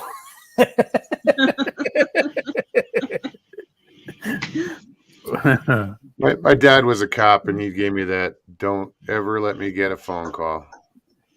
Yeah. Yeah. I remember when I was in 4th grade, me and I started hanging out with a couple of kids on our block that weren't probably great influences, but we'd go down to Kmart and we'd steal Matchbox cars and stuff. And we'd come back and play with them. And finally, I got caught doing that. And we were trying to walk out of Kmart with a couple Matchbox cars. And like I said, we were in 4th grade, for goodness sakes. The store manager and security grabbed me and my 2 buddies and brought us back to the office and stood us in the office. And there was like an empty cardboard box. It was about the size of a box that you'd put a stove in. It's huge. And it was filled with empty wrappers of toys. And he says, "Does any of that stuff look familiar?" And I'm looking in this huge box and I'm looking at all this stuff going, holy shit, me and my friend stole like half of this stuff. And that's when I realized that this is just wrong, that we'd been doing it for that long. And my dad, they called our parents, and my dad came down, and there was a police officer there with his police car, and he was standing in the back office with us. And because we were in 4th grade, they were just going to release us to our parents. And I seen my dad talking to the cop out there in the hallway. My dad came in and said, "I'm pretty disappointed in you." And that was, the manager said a lot of things that were pretty stern with me, but nothing bothered me as much as when my dad said, "I'm pretty disappointed in you." And then I felt like, holy crap, I really screwed up here. And the cop put me in the handcuffs and walks me out to his car. And I was crying, and I said, "What are you doing?" And the cop said, "Your dad told me just to take you to jail."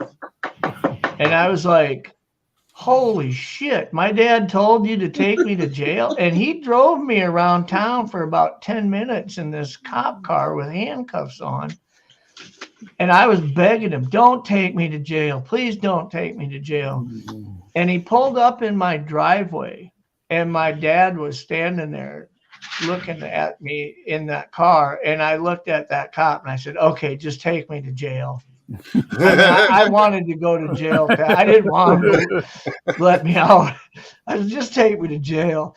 And he goes, "Nope." And he let me out. My dad brought me inside, and I was still bawling. And he sat me down in front of my mom, told her what I'd done, and that was all the punishment I needed, was riding around in that car for 10 minutes. I thought for sure they were going to take me to jail. But, that was when you could scare a kid into that.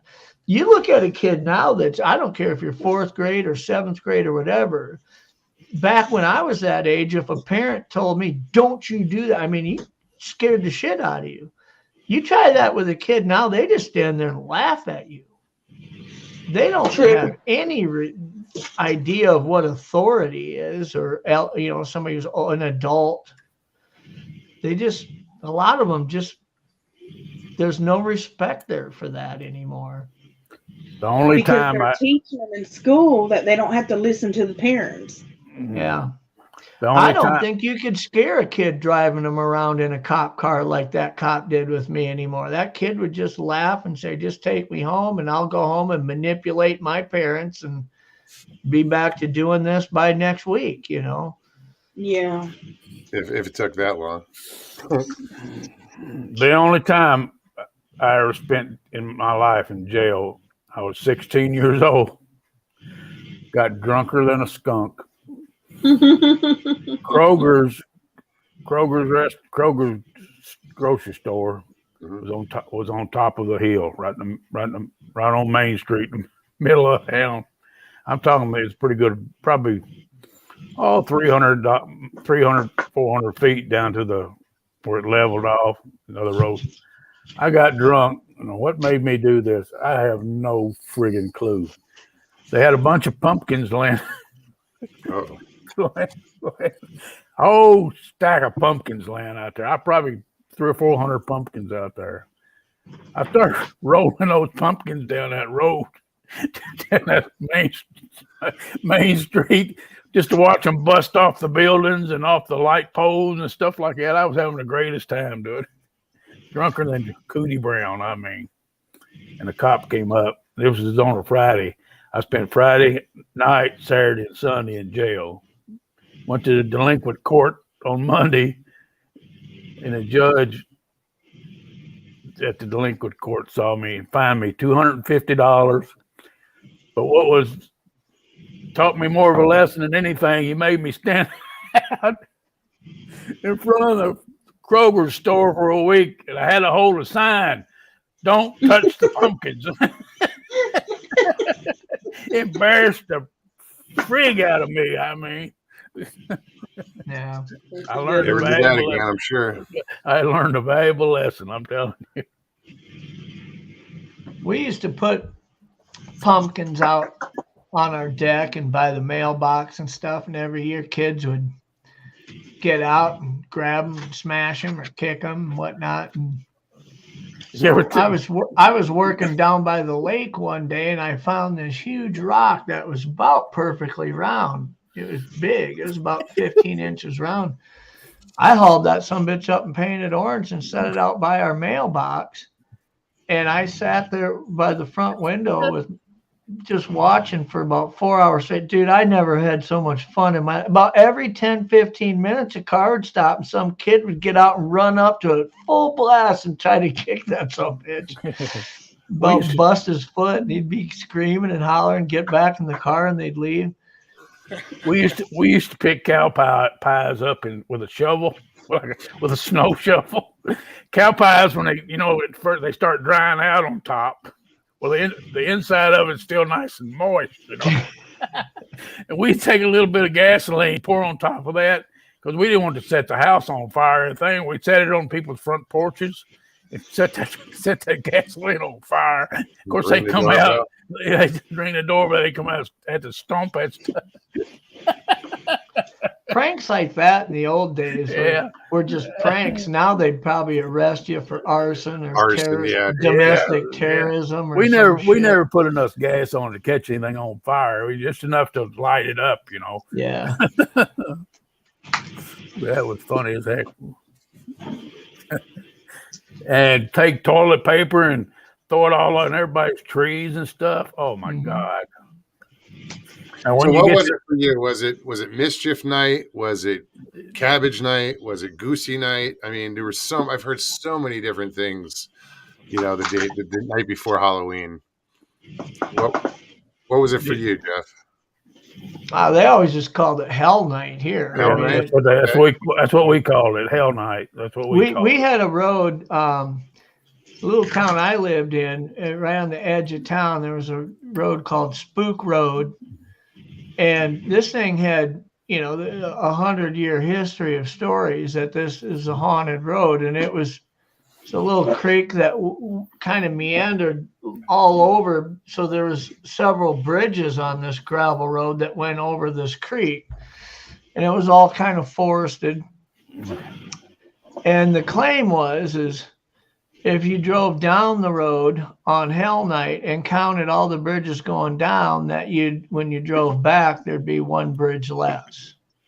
But really what it was is everybody was drinking as they drove down, and they got so drunk that when they turned around, they forgot to count the bridge they just drove over. It was usually what happened, I think.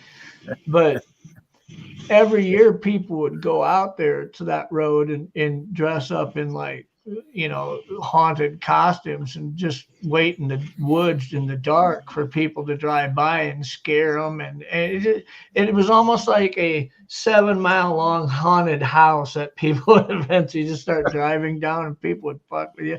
I remember we'd be out there. We took a doll and tied fishing line around its neck, and I stuck it in the ditch and waited out in the woods. I mean, I had wheeled off about 200 yards of this fishing line, and when somebody came driving down the road, it was late at night, I started pulling the string. It looked like the doll was crawling across the road, and they're hammering their brakes while flying in the ditch.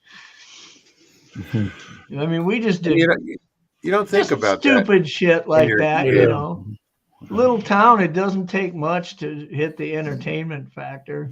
Yeah, we were big on throwing snowballs at cars, getting chased. We'd just go out sometimes after we'd been drinking. We'd just go out, tip cows over and stuff. I mean, yeah. I think people who grew up in the city don't even think that's a real thing, Yeah, that's a myth. Right, they don't. Yeah. We used to take girls snipe hunting and stuff like that, Okay, there's no such thing as a snipe bird, We take them out snipe hunting, leave them in the woods when we was kids. I was in Alabama, and I guess it was right.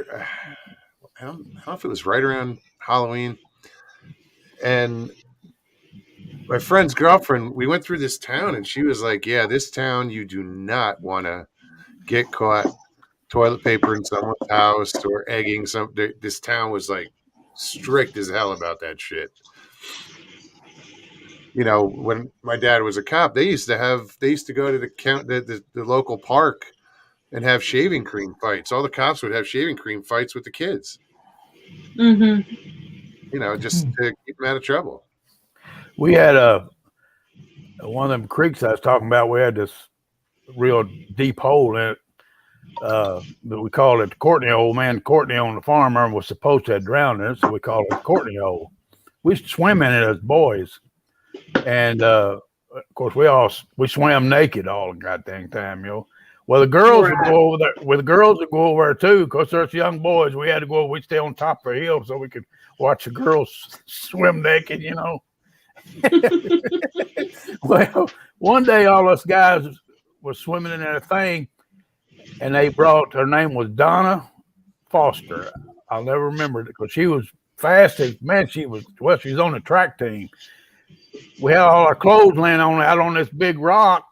Here we're all naked as a jaybird. Donna came running down and grabbed all our clothes and took off running with them. Of course, none of us we're all swimming, not paying any attention, And we had it was about 5 of us boys. We had to walk home naked. I bet you never swam naked again. Oh no, we swam naked. We just always had somebody watching out for our clothes. I was going to ask Mopar Bill in chat. I was kind of curious if he can type in chat where he's from. He said he's been cow tipping before, and he also said he was talking about Doug Wolfgang, who's a famous sprint car driver back in the day. Doug Wolfgang was one of my neighbors here for over a decade. He grew up racing at Houston Speedway before he started traveling with the World Outlaws. So I'm kind of curious where Mopar Bill's from. But Park Hills, Missouri. Okay. I've probably done a few. You probably tipped a few cows down in Missouri, I suppose. Yep. But it's amazing how just this simple stuff like that, we'd have the most fun out of just simple things, you know. Well, think about it. You're sneaking up on a sleeping cow that's standing up, and you're able to push this thing over. That's funny. Yeah, it is funny. Well, you tell somebody that's what you're going to do, and if they've never done it before, it just seems like there's one, they don't sleep standing up. You'd think, but they do. Yeah. 2, you couldn't sneak up on it, right? But you can pretty easily. And 3, the thing weighs like 2,000 pounds. How are you going to tip it over? It don't take much. 2 guys walk up next to a sleeping cow, and you give it a little push, and it just flops right on its side. Instant ground beef.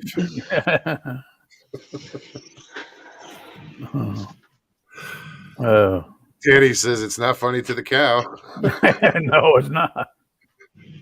Papa Craig says, we tried cow tipping once. The herd stampeded. He said.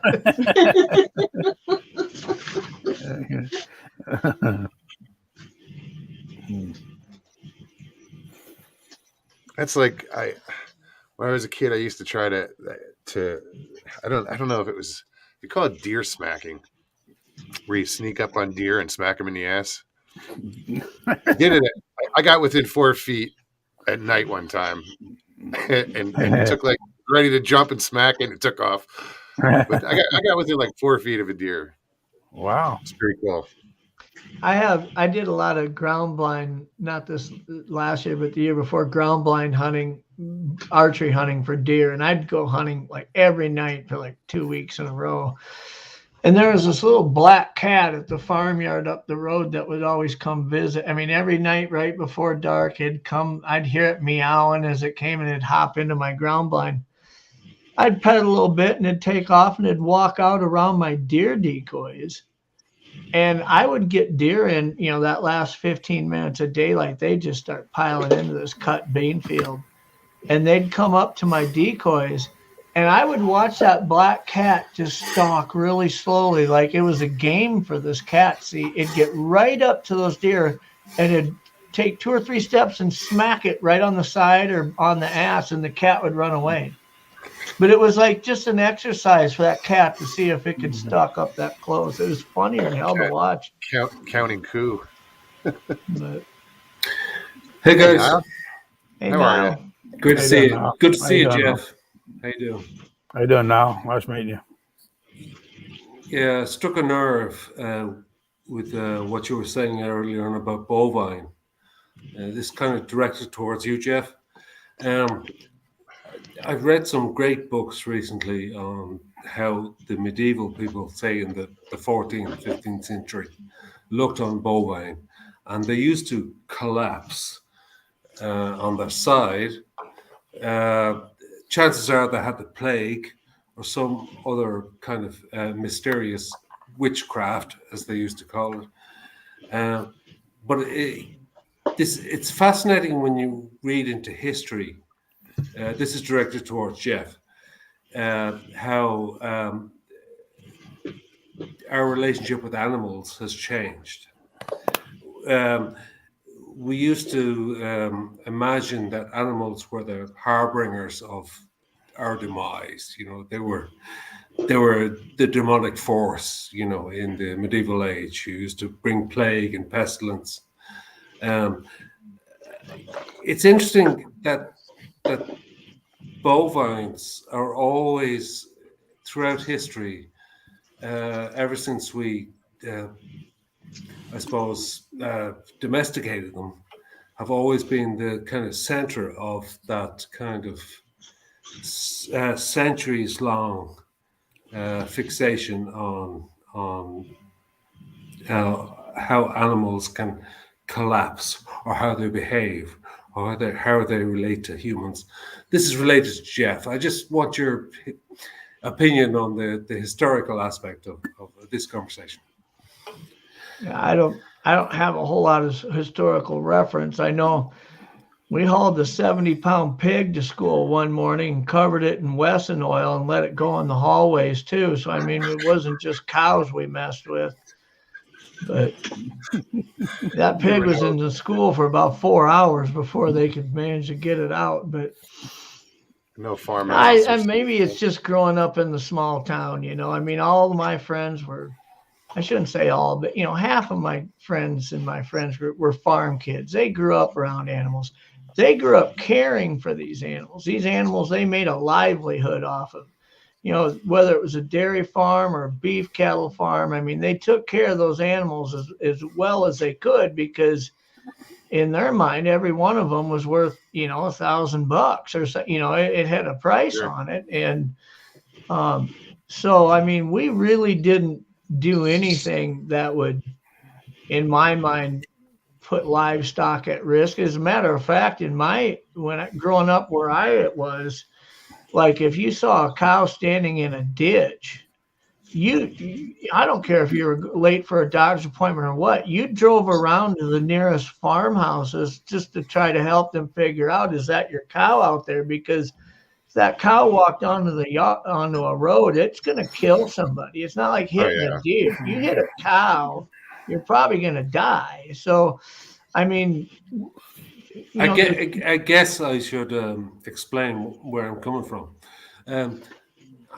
I'm trying to understand the relationship between humans and animals, right?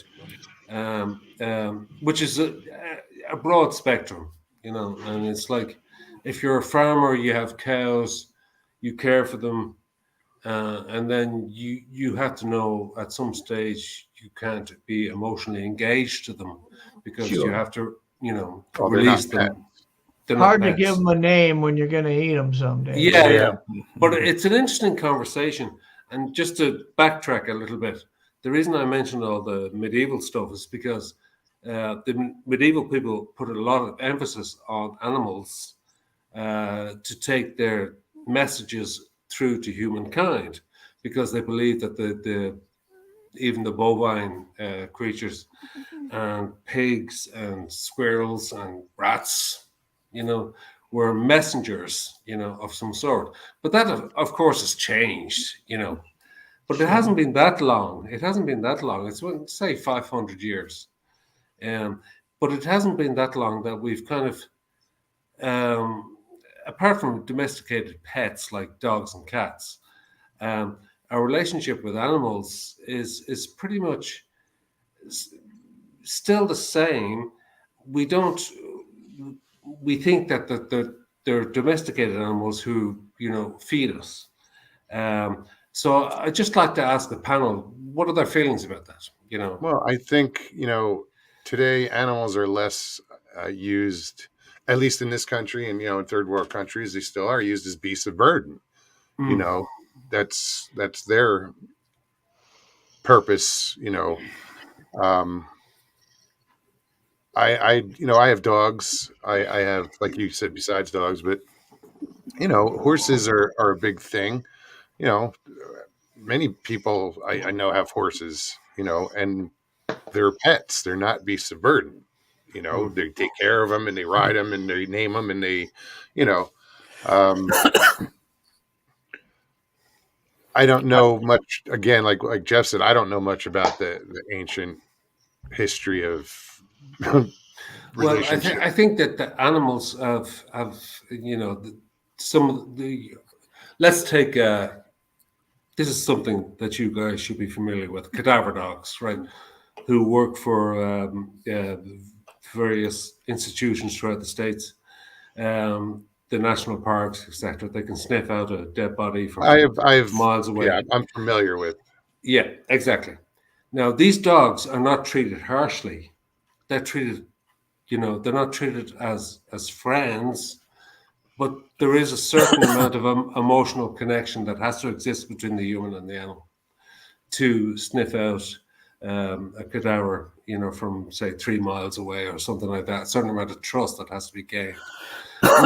Maybe I'm missing the point. I just kind of joined a few minutes ago. Sorry, guys, if I sound like I'm waffling or No. Oh, that's right. missing. I kind of one of the things that I would add to that, Niall, and it may not, my opinion may not be popular with everybody, and I get that, but there are people out there who believe that a squirrel's life is equal to a dog's life, is equal to a horse's life, is equal to a human's life. Like Life we is a all life. have this God-given right Sure. to exist, right? I don't subscribe to that, and I'm not apologetic about that. I look at it from a biblical point of view and say, God created man.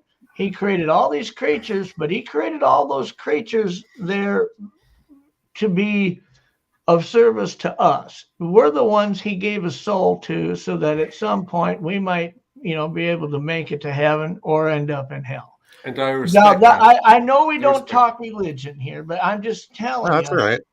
through culture over the years, we learn to view dogs differently than a cow. A dog can be a pet, can be a friend. It can be a hunting dog that you use. It could be a cadaver dog, like you said, a service dog, Absolutely. an emotional tool. And then we look at cattle and think we raise these so that we can eat them and feed our families and sustain what we need in life. And, some animals come with the image of being a commodity, and some animals come with the image of being a friend, Necessity. and that's kind of where cultures evolve. I don't look, and I'm able to separate that in my mind. And I'll give you a good example. I used to have a dog that was an inside dog. And if you sat down to watch TV, it sat on your lap and watched TV with you, right? I also had a dog, 2 dogs that were Labrador retrievers that I spent hundreds of hours training for hunting. And I used them when I guided hunters. And every time I'd go out and mow, I'd run them around the yard, and they loved it. And if it would get cold out at night, even though they had an indoor heated area that they slept in, I'd start feeling bad. Like, it's 10 below zero, man. I should let the dogs in. I'd let those dogs in, and they'd lay on the floor panting, miserable, because they weren't outside, because they'd rather be outside in that environment. That's where they were comfortable. And I look at it thinking I'm doing them a favor, trying to bring them inside to live like I am, right? And so sometimes as humans, we want to look at certain animals and their usefulness and what they're used for. And we try to place our ideas of that's not right, or that's humane, or I bet that animal's miserable. That animal might be happier where it's at than if it was sitting on the couch next to you. I mean, there's a fine line between mistreating animals and raising livestock to eat, or I suppose people lock a dog in a car and it's too hot out. What's too hot? Is it 60 degrees or 90 degrees? I mean, now all of a sudden there's a threshold of where are you a bad pet? Well, there is no threshold. I suppose the only threshold. Just don't leave the dog in the car. Yeah, well, let's take bovines, for example, right? Bovines were not always this dumb, lumbering creature who, mooed and, ate straw and, was stupid as, just walk around and he just gives off methane gas and just, At one stage, humans domesticated bovines. At one stage they were extremely dangerous animals. But gradually, through the centuries, we domesticated them into being dumb creatures. And I'm not like one of these kind of like, wave the flag for, for animals. I'm just curious because I'm interested in history. And I'm also interested in our relationship with animals, also the slaughtering of animals. Not that I disagree with it or agree with it. I'm just curious to hear about. Well, there's some animals you're not going to, I don't care what you do, you're not going to make an alligator a pet. No, that's true. Okay, you're not gonna make a crocodile a pet. No. Look at that People guy. trying. Look at that guy that raised that grizzly bear. That grizzly was a pet till Oh, he yeah. got hungry. Till he got hungry. 13 summers. Till 13 summers. Till he got hungry. Yeah. Yeah. Okay. And he ate him and his girlfriend. All right. Yeah. Now I do have a pet possum though. What's a possum, Joe? Joe. No, it's a opossum. Opossum. It's a Is that rodent. like It's a rodent. it's a rodent, yeah. Like a ferret? Like a Something like 10-pound that. rat, but rounder. Yeah. And uglier. I call him dirty. He's ugly. I call him Dirty Harry. Now I can actually walk up and pet him. I mean, I can actually touch him for a little bit, and then he runs away. Right? But I can touch him, you know. Possum. And do they live underground? I get in trees too. They sleep in trees. Oh, they sleep in trees. Yeah. Oh, They wow. eat a lot of wood ticks and all kinds of insects that. I've found them in garbage cans. They'll And eat they'll any, eat meat. Believe it or not, they'll eat meat.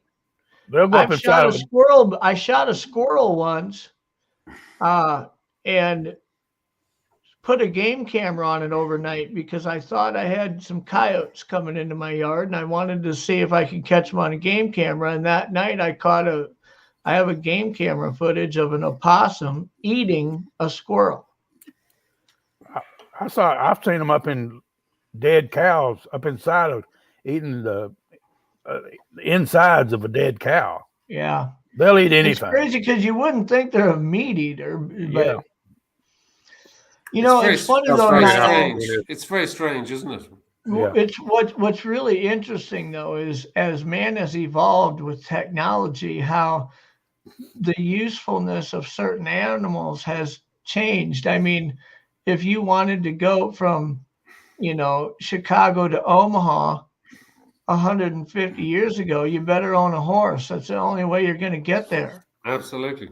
And, and if you wanted to plow a field, you better have an ox. Yeah, exactly. And Or now else we have you're pretty much tractors screwed. and plows and combines and cars and motorcycles and all these things that the way a horse used to be viewed 100 years ago and how it's viewed now, people barrel race them. They do use them in the rodeos. They use them to herd livestock. I've got a horse, a cutting horse that I herd livestock with out on our ranch out in Pierre. And this thing is trained so well that I can sit in the saddle. And when I say herd livestock, a cutting horse, what it does is it cuts cows from the herd. Okay. So you've got 13 cows in a pen and I need to separate one of them out. And I'll ride that horse right up to where he's facing head on with the cow that I want. And I can tap that horse on the side of the neck and he knows that's the cow we're getting. And at that point, I can lay those reins down in my lap and not even tell that cow what I want it to do. And it will sit there and go left and right and get that cow faked. Do you know what, Jeff? And herd it right out of that group of cows. Yeah, I never heard of that before in my life. It's just right? crazy. And I'm 54 years of age, and I've never heard of a horse herding cows. Yeah. Yep. Never heard of it. Yep. It's always a cutting horse typically needs somebody on it to tell it what to do. Yeah. Eventually, they learn it themselves. It's very curious. It's interesting. I just think the whole conversation is very interesting. Well, cowboys didn't ride the cows; they rode the horses. So Yeah. It's the same thing with training dogs. An interesting thing about hunting dogs is that a lot of these hunters that we guide will buy a purebred registered lab or a upland bird dog, and they'll pay 10 grand for it just because it's got such great bloodlines, right? And then they'll go out and train it. And this dog, when he's with that hunter alone, is probably a well-trained dog. But when that dog's around other hunters and other dogs, that dog's a complete idiot. Yeah. I had two labs. Great point. It's a great point. When I trained two labs, what I would do is I'd take a 4x8 sheet of plywood and I'd cut it right in half. So I had two square, 4-foot square pieces of plywood. And I would put an eyelet bolt right in the middle of them and lay them flat about 10 yards apart in the grass. And my dogs would have a collar, and tied to those eyelet bolts was about an 18-inch lead with a D clip on it. And I would clip it to my dogs so they'd be on this piece of plywood and they couldn't run away because they're standing on the plywood. They can't drag the plywood away. And then I would throw a ball out and I would unhook one of the dogs and let him go fetch the ball. And the other dog was clipped to his piece of plywood yet. He knew that he couldn't go get it. It wasn't his turn. And the other one would bring it back. And then I'd throw the ball and I'd let the other dog go get it. And the other one had to wait. It's not his turn. Just because the ball's thrown doesn't mean you get to go get it. You have to wait till you're told that it's your turn. Sometimes I'd throw the ball and I'd go get it. I wouldn't unhook either of them. But when I'd take those two dogs out with 2 or 3 other hunters that all had dogs, my dogs, just because a pheasant has been shot or a duck has hit the water, does not mean you go get it. You wait until you're told it's your turn. Most hunters don't train dogs in that way. So the dog thinks it's the king and it gets to do whatever it wants to do. Okay, 2 points. All the time. Okay, I've seen that many times. With 2 points. The first point is Pavlov's dog, obviously is the first point, which is,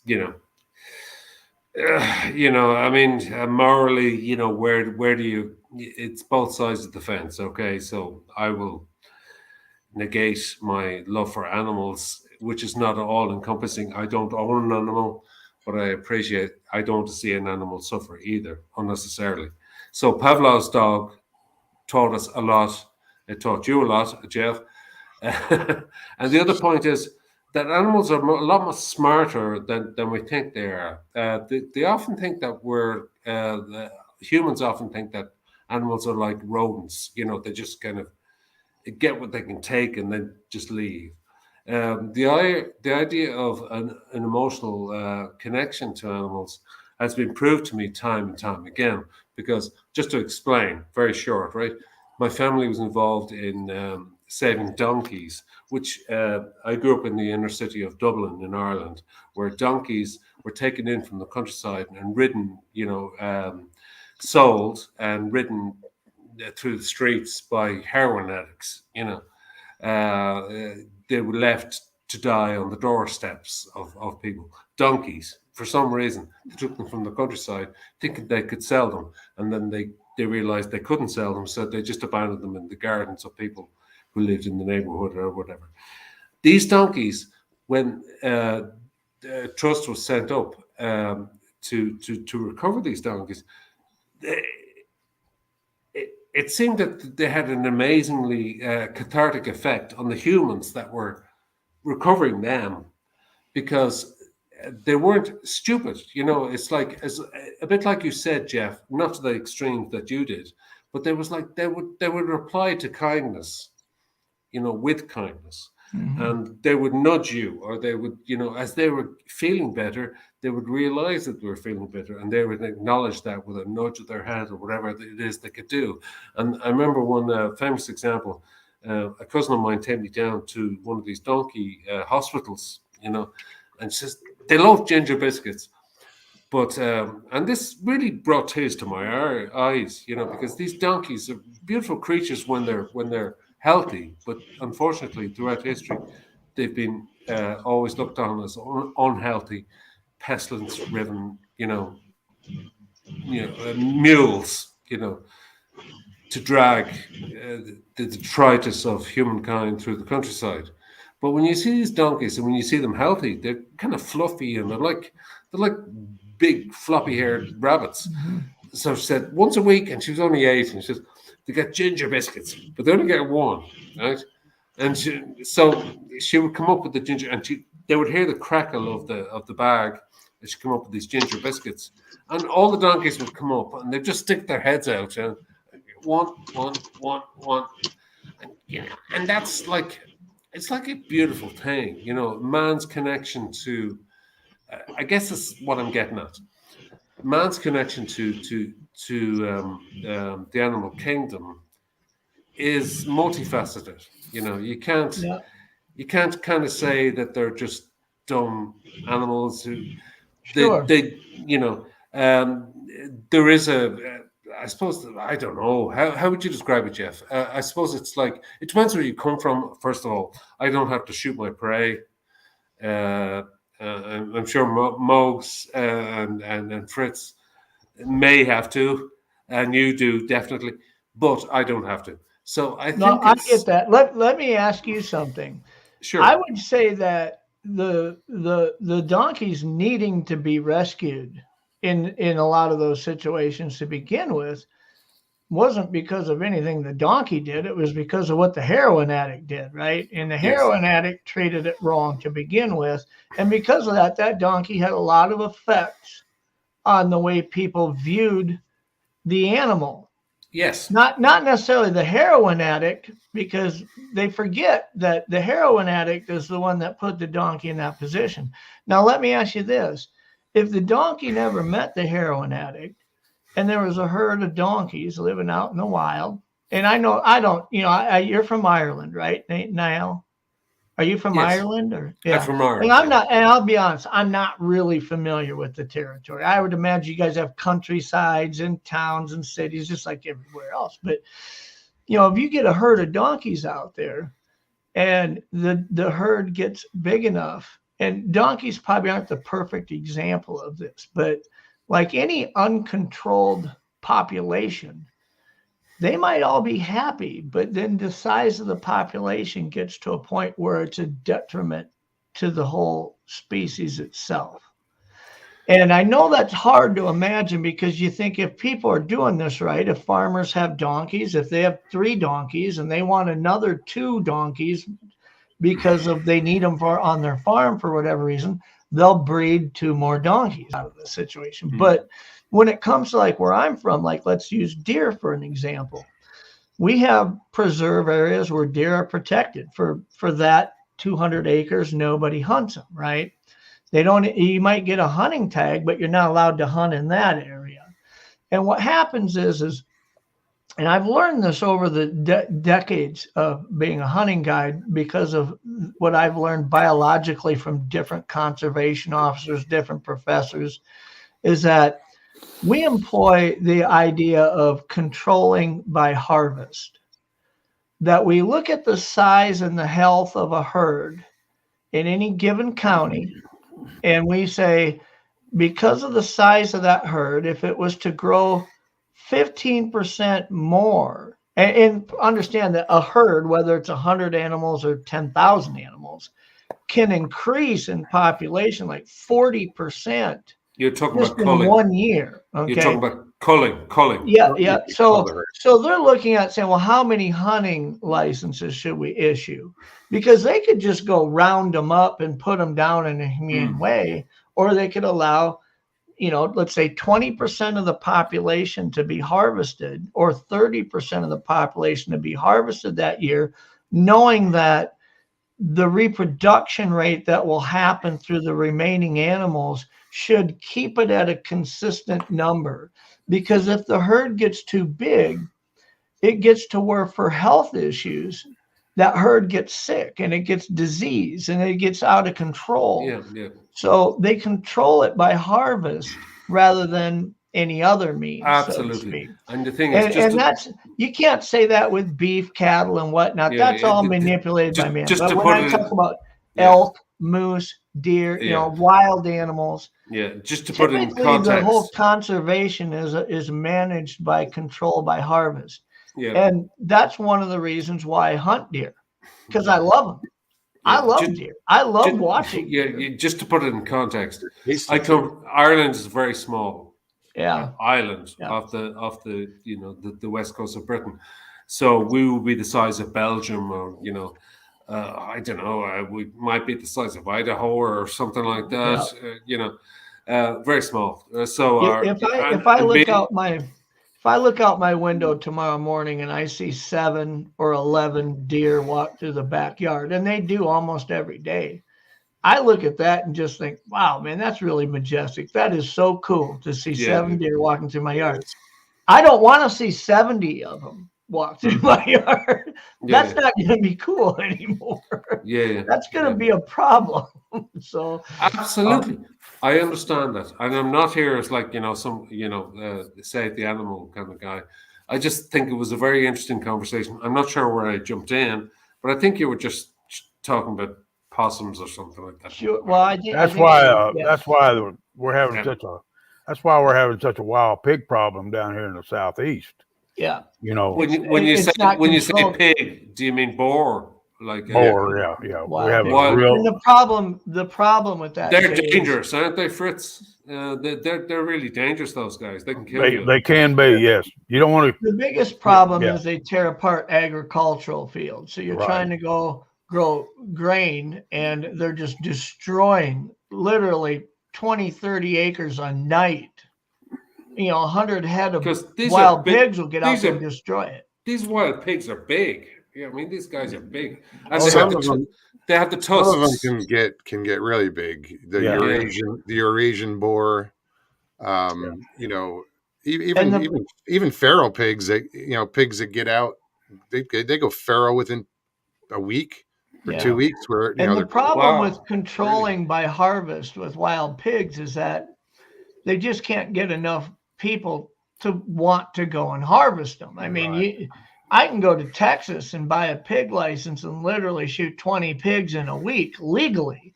And the problem is nobody's doing that because they don't see it as a need to do that when they can go buy a pork loin for $1.69 a pound at the grocery store. So that are they going to go drive 100 miles to shoot a pig and haul it home and feed their family? There's not enough people that are doing it versus people who want to go out and deer hunt or elk hunt.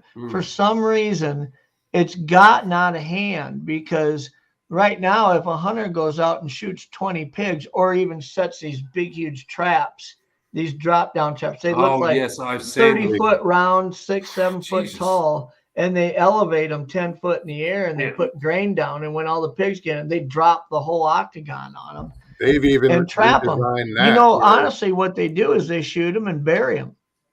I mean, they're just which aren't. is actually what I wanted to get to in the next point. I suppose what the ultimate question between our relationship with animals is, if we kill them because we need to cull the herd, Yeah. be it whatever herd or whatever species of animal, we have to do it for a reason. If they're running all over our land or destroying our crops or Sure. invading our homes or whatever, we kill them. What do we do with them then? Do we eat them? Do we bury them? Do we let them rot? So Well, in the big these picture, are- there's an equation that we aren't always allowed to see every side to. Hmm. To save, let's say, a $400,000, 160-acre farmstead's harvest that year, we're going to kill 100 pigs off of it. Now, in a perfect world, I'd love to see those pigs turned into pork chops and be brought to the local food banks and feed the hungry people. Exactly. However, look around if the there's world. no incentive to do that, 100 pigs that don't have any economical value to the farmer are not going to get in the way of him bringing $400,000 worth of grain to the market, because people need that grain worse than they need 100 feral pigs. I mean, that's just the truth of it in the big equation. Absolutely. It comes down it comes down to economics at the end of the day. And I'd love to see any animal that needs to be slaughtered for any reason, providing it's not diseased or something, of course, be used as a resource for somebody. There's too many people in this world that are starving or hungry, and you don't have to go halfway around the world to find it. There's people like that in your hometown. Absolutely. But we need to get economic factors involved to where, and you see groups like Sportsmen Against Hunger. There are people out there who will shoot a doe. They get a tag for a buck and a doe for a deer, and they'll shoot the buck and they'll bring it home, process it themselves, and the doe they'll bring to the locker and pay $100 and say, you process it and give it to anybody who's hungry. And it's there are groups that are nonprofits that are starting to do that in different areas, yeah, but it's not going to cover all the cracks, but unfortunately. it's You're still an going to find examples of animals being wasted. yeah, but it's an But it's got to interesting. start somewhere. So Yeah, Yeah, absolutely. yeah. By this conversation is starting somewhere, and also because I'm in Ireland, right? I'm very familiar with the fishing industry. So, fishermen, because there's a short channel between ourselves and Britain. The fishermen from this island are only allowed to fish uh, a certain quota of fish every day, right? Now, what happens to that extra quota of fish? They don't like give it to a charity or something. They throw it back over the side, right? And we're talking dead fish here, Yeah. you know. So this kind of misuse of food, this mishandling of fish from the sea or the animals on the land, is pretty much hand in hand. There's no difference. In fact, it's criminal what you can see happening in the Irish Sea, because Britain has tried to shut down a laneway, as if you can shut down a channel of ocean. But literally, that's what they tried to do, Irish fish versus English fish. And, they argue about these things. So they take in their whole haul from their catchment over, 2 days. And if they are not certain types of fish, which are not going to, not during lockdown and the pandemic, that kind of changed. But the general consensus was for the last 10, 15 years was pretty much, this is your quota. This is our agreement with the employer and with the suppliers who we supply, and the rest is just shoved back overboard as well. I mean, we're talking about thousands and thousands and thousands of pounds worth of fish. Yeah, a lot of that is, I look at that as a flaw in the management technique. Yes. Because let's compare that to, let's say, the Bering Sea and the crab fishermen in Alaska. They look at the population through just testing certain areas, test traps, trying to decide what the population is. They look at the market that's there and how much the market demand is and what they're willing to pay. And they say, okay, this year we're going to allow X number of boats to each go out and harvest this many pounds, let's say. So they go out and harvest them. And once they get over that, they throw them back, because the way they're harvesting them in traps, they don't trap them dead. They're still alive. They can let them go if they get too many. And they micromanage it and close it in a day. Now, the fishing technique that you're talking about is when you're setting out gill nets and big, huge netting operations. When you get fish in those nets and they've been in there for a day and you haul them in, there's no live fish you're counting. I mean, for the most part, they can't be let go and expect to survive. Even if they're alive, they might not survive that. Not necessarily. It depends on how big the operation is. Really, it comes down to being able to micromanage it and say, hey, look, when you set a net out in a certain area, you don't know if you're going to catch, 10 kilos of fish or 10,000 kilos of fish. You don't know, right? You set the net and you're going by luck.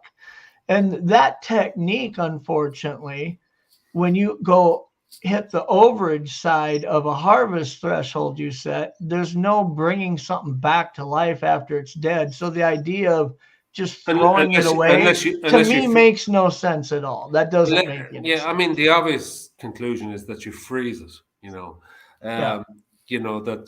but a lot of these boats are small to medium-sized boats.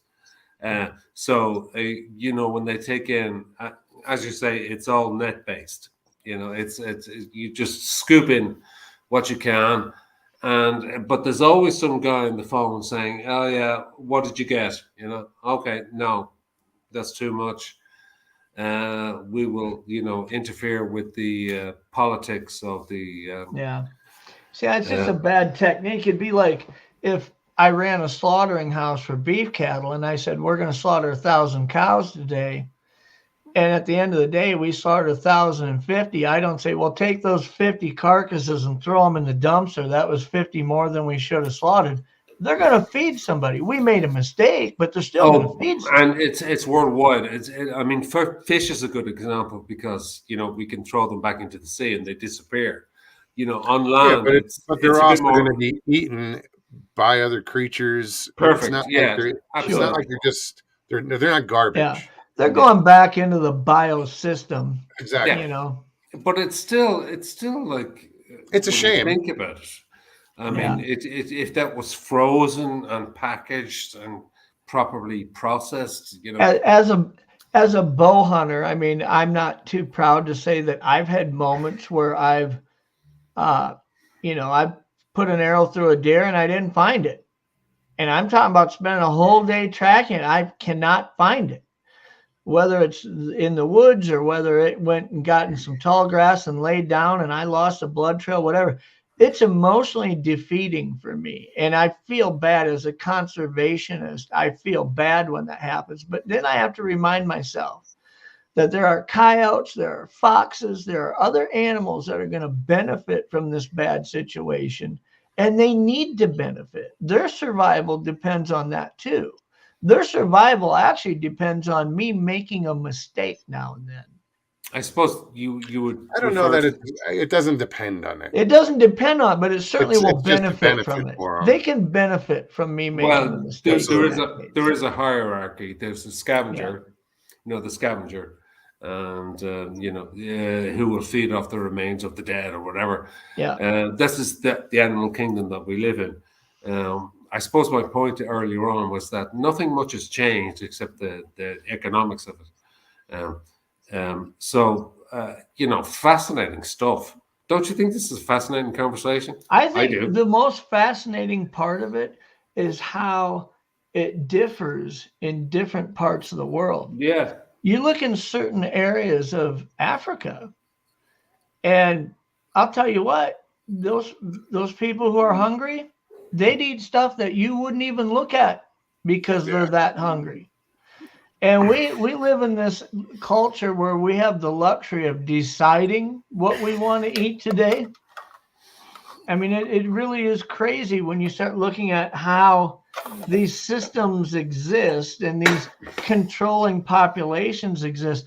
I know hunters that go down to Africa and go hunting, go trophy hunting. And people say, well, that's horrible. You go down and shit. First of all, as a hunter, I can't look at a picture of some hunter standing next to a dead elephant. Why the hell you'd want to shoot an elephant makes no sense to me. I'm the same way. But when a hunter shoots a water buffalo because he wants to mount the head in his den, when they haul that body into the local village and that hunter and his guides are actually deboning that whole creature and feeding that village for the day, I don't have a problem with him shooting it just to hang the head in his den if he actually fed a village for a day. I'm okay with that. There's other people that look at it and say, oh, he's just a trophy hunter. Well, him flying there helped that village eat that day. Yeah. But you mentioned culture earlier on. There is cultural differences, but even in your own land, the Native Americans would had a very special relationship with the animals that they killed. In other words, they would not, overkill unless they were, out of their mind, with alcohol, which the white man brought over to their land. But the pure Native American would hunt a certain amount of buffalo, and then they would respect them, and they would use every part of the carcass for every possible tool and blankets and meat and all that kind of stuff.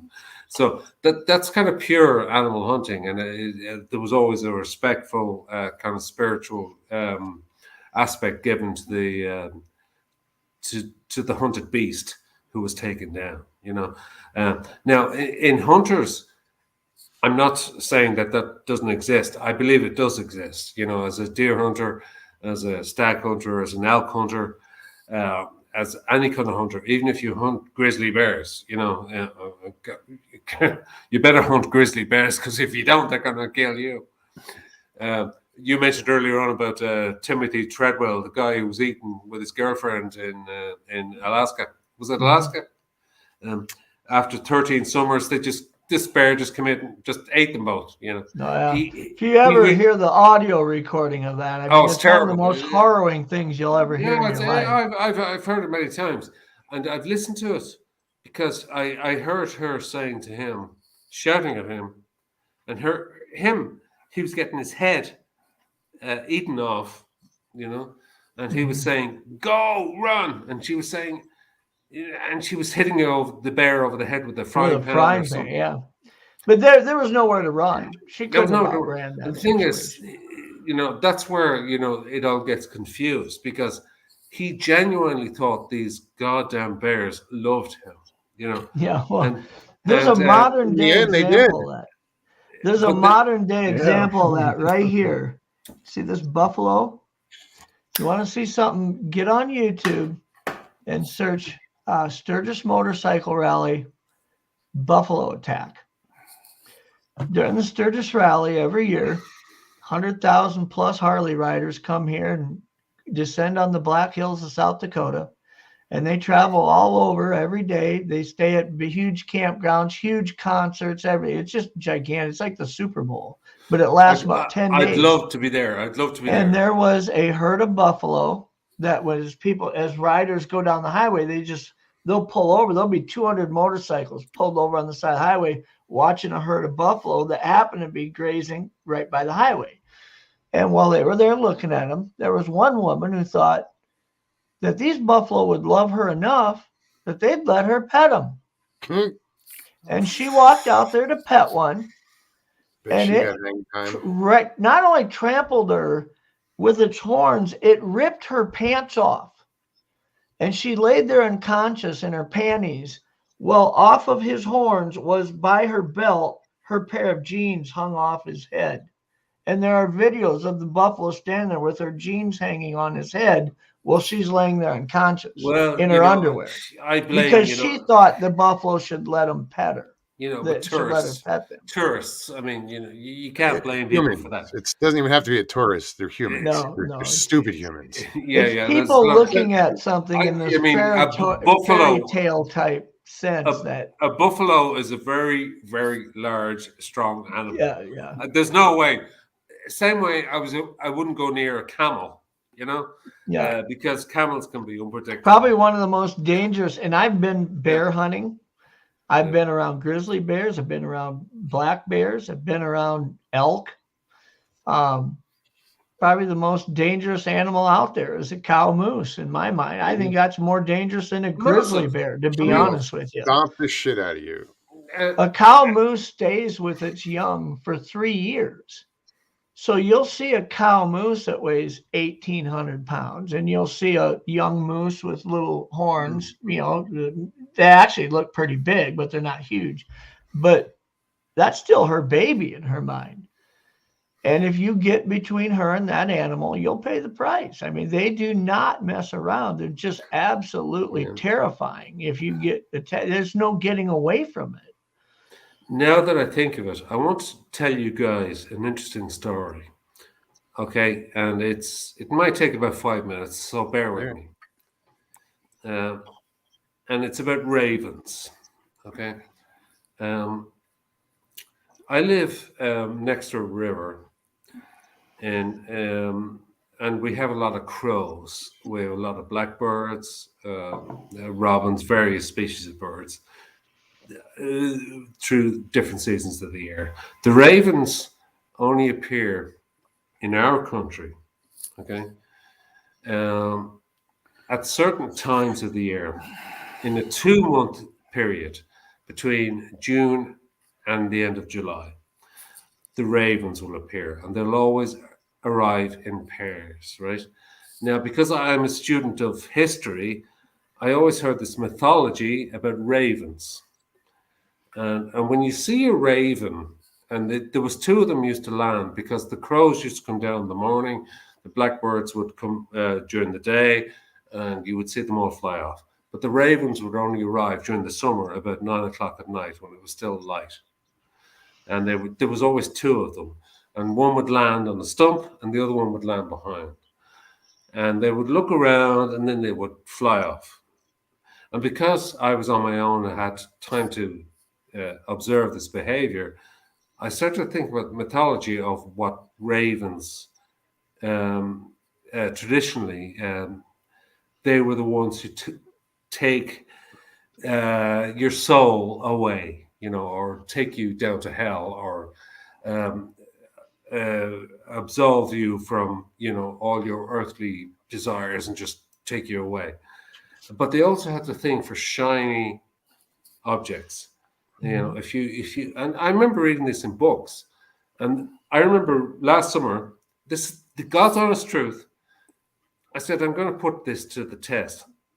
So I had an old silver ring. I wear a lot of silver rings, so I had loads of them lying around. I said, I'm going to put it on the balcony, on the at the ridge of my balcony, and I'm just going to see what happens. So I waited and I looked. And the first night, nothing happened. The second night, the two ravens landed at 9 p.m., one behind the other. One landed on the front stump, and huge, massive birds.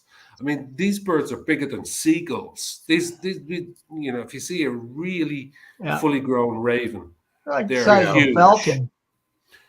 Like a falcon, yeah.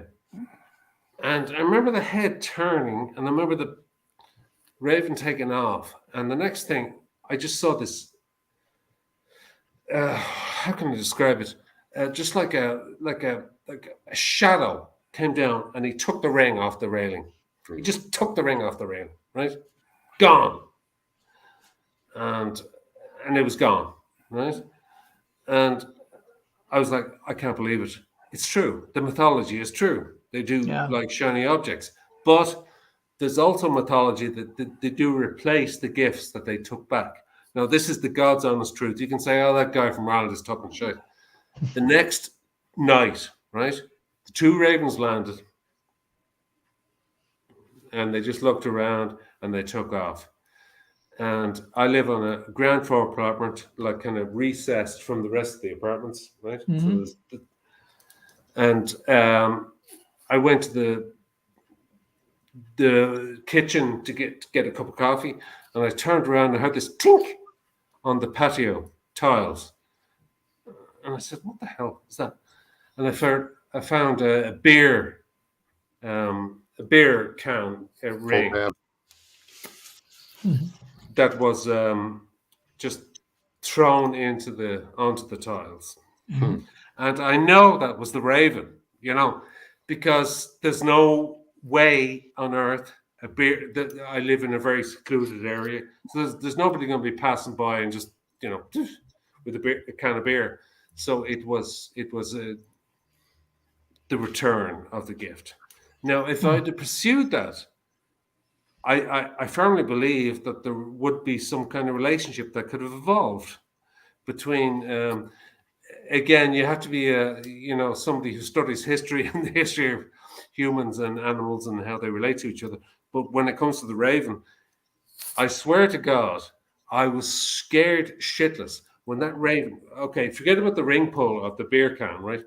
When he came down and took that ring off my balcony, his wingspan was like, it was just incredible, and it was gone in a second. Now, do you believe that story?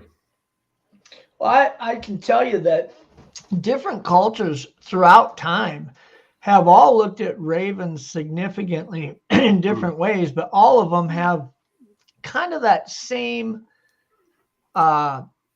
aura about what they signify, whether it's death, whether it's escorting to hell, whether it's a message, whether it's none of them are rainbows and dolphins, so to speak. It all has kind of that ominous connotation of how they bring a message or represent something. I've also known that throughout time in different cultures, that's not just a coincidence that you see the correlation of them finding value in shiny objects. That is something that has been documented in different parts of the world throughout time, that it's not likely that somebody from one part of the world showed up 2,000 miles away, shared that story with somebody else. That's kind of been documented. The idea of returning the gift. Yeah. returning. It's like Never heard that one before, but no. You can look it up. It is. I wouldn't have done it otherwise. I mean, what is the point of me putting my ring on a? If I just thought he was going to take it away, I just knew. From what I've read, that they will return. Not the favor. God knows, I can't put myself in the raven's mind, but it would be like, I've taken this from you, and I'll return this to you. And I swear to God, there is no way that I heard the tink on the tiles, and I looked around, and there was a ring pulled from a can at exactly 9 p.m. and the two ravens took off. There's no way, Well, I can tell you that I have found items way out off the grid. And when I say the wilderness, I mean items that should not be there. Little items, trinkety type items, just laying there. Like, where in the hell would have this came from? You know what I mean? Doesn't make any sense that they're there. And just to give you some examples, I found, I remember one time up in the Boundary Waters, way back, not even on one of the lakes or rivers, we were hiking back like, 7 or 8 miles back into nowhere. It actually got so thick that the trail just ended. And it was so thick that we were like, we aren't going to keep going here. And you'd look down and you would find, those little molded like glass bead discs that you see in aquariums or flower pots and stuff. I found a green, like a metallic-y swirled green one that was about the size of a quarter, about that thick, but it was a glass disc that was not natural. I mean, this is one of those things that you would see in a flower pot at the mall or something, and it's laying out here. And I'm like, a bird or something must have picked this up and flown with it for a while and then dropped it, because it just didn't make sense. It has to even be if a human was out in that area, why would they have been carrying that item with it? There was no hole in it, like it was part of jewelry. And I found items like that out in areas where you're just like, other than a bird flying with it and then dropping it, how would it have what would be the reasonable, plausible explanation that it would be there? And the only thing I can think of a lot of times is the most plausible explanation is that a bird was flying with it and dropped it. Yeah, and also, I suppose the Occam's razor explanation is that there is some kind of relationship which we don't understand between ourselves and birds like ravens. That's why they're mythologized. Yeah. That whole story you're talking about, in my mind, kind of equates on part of my encounter where my mother raised the garden I told you guys about, and leaving the food out. The food was left to protect us kids because it was handed down to her from her ancestors and her ancestors. So I guess their gift to us was they wasn't going to mess with us. We didn't mess with them. No. Territorial. Right. They didn't mess with us, It's a mutual unspoken understanding. Right. Which is fantastic when you think about it. I mean, if you can reach a kind of a mutual understanding of giving and taking and just leaving alone, it's I mean, for ravens is a perfect example. I have a thing about ravens because they're just so unique. Because first of all, I never realized in my entire life how large a raven is. Yeah, and they're one of the most intelligent birds out there. Yeah, they are. What's funny is man's involvement with mutual understanding, so to speak. And we're talking about how it goes beyond man and deals with nature, between man and nature. But for instance, if me and Jay had an understanding where we were neighbors and I'd let him farm that extra 50 yards onto my property just because it was convenient for him, it was right where he was farming, so I don't have a problem with that. And in return, Jay would allow me to, when he would plow his driveway, let's say of snow, he would do my driveway too, because he's already out in the tractor doing it. We could live for years with that understanding. Right. And then as soon as we say, you know, we should put this in a contract and we write it out, that's when somebody fucks up and doesn't go along with the show anymore. Yeah, it's just as An well. unspoken understanding between man and nature sometimes can go generations. You know, and it's kind of and funny. the moment you try to define the agreement, somebody won't adhere to it. Well, I guarantee you there's somebody in the world tonight or for decades past is trying to figure out how to serve raven on a plate, you know, but they won't be able to do it. And you can look it up. Ravens are a species that are above culling, above exposure, above anything, highly intelligent. No That's why I wonder. got several of them tattooed on my arm. Yeah, because ravens are, you know, the symbol of death because they have to be. You know, I've got this tree on my arm that has let me enlarge it. ravens flying into it. I got a raven on my arm. So I have that's this tree, an but awesome you can tattoo. see where I the love it. ravens are flying into the tree. Oh, that's a great tattoo. Yeah, it's All a right, great let's tattoo. check out Jay's tattoo. I got a raven on my arm too. There you Pick up go. your sleeve a little bit more without hurting yourself. There we go. Oh, right on. Right on. So I rest my case, gentlemen. It's Get my amazing. ugly mug off that thing.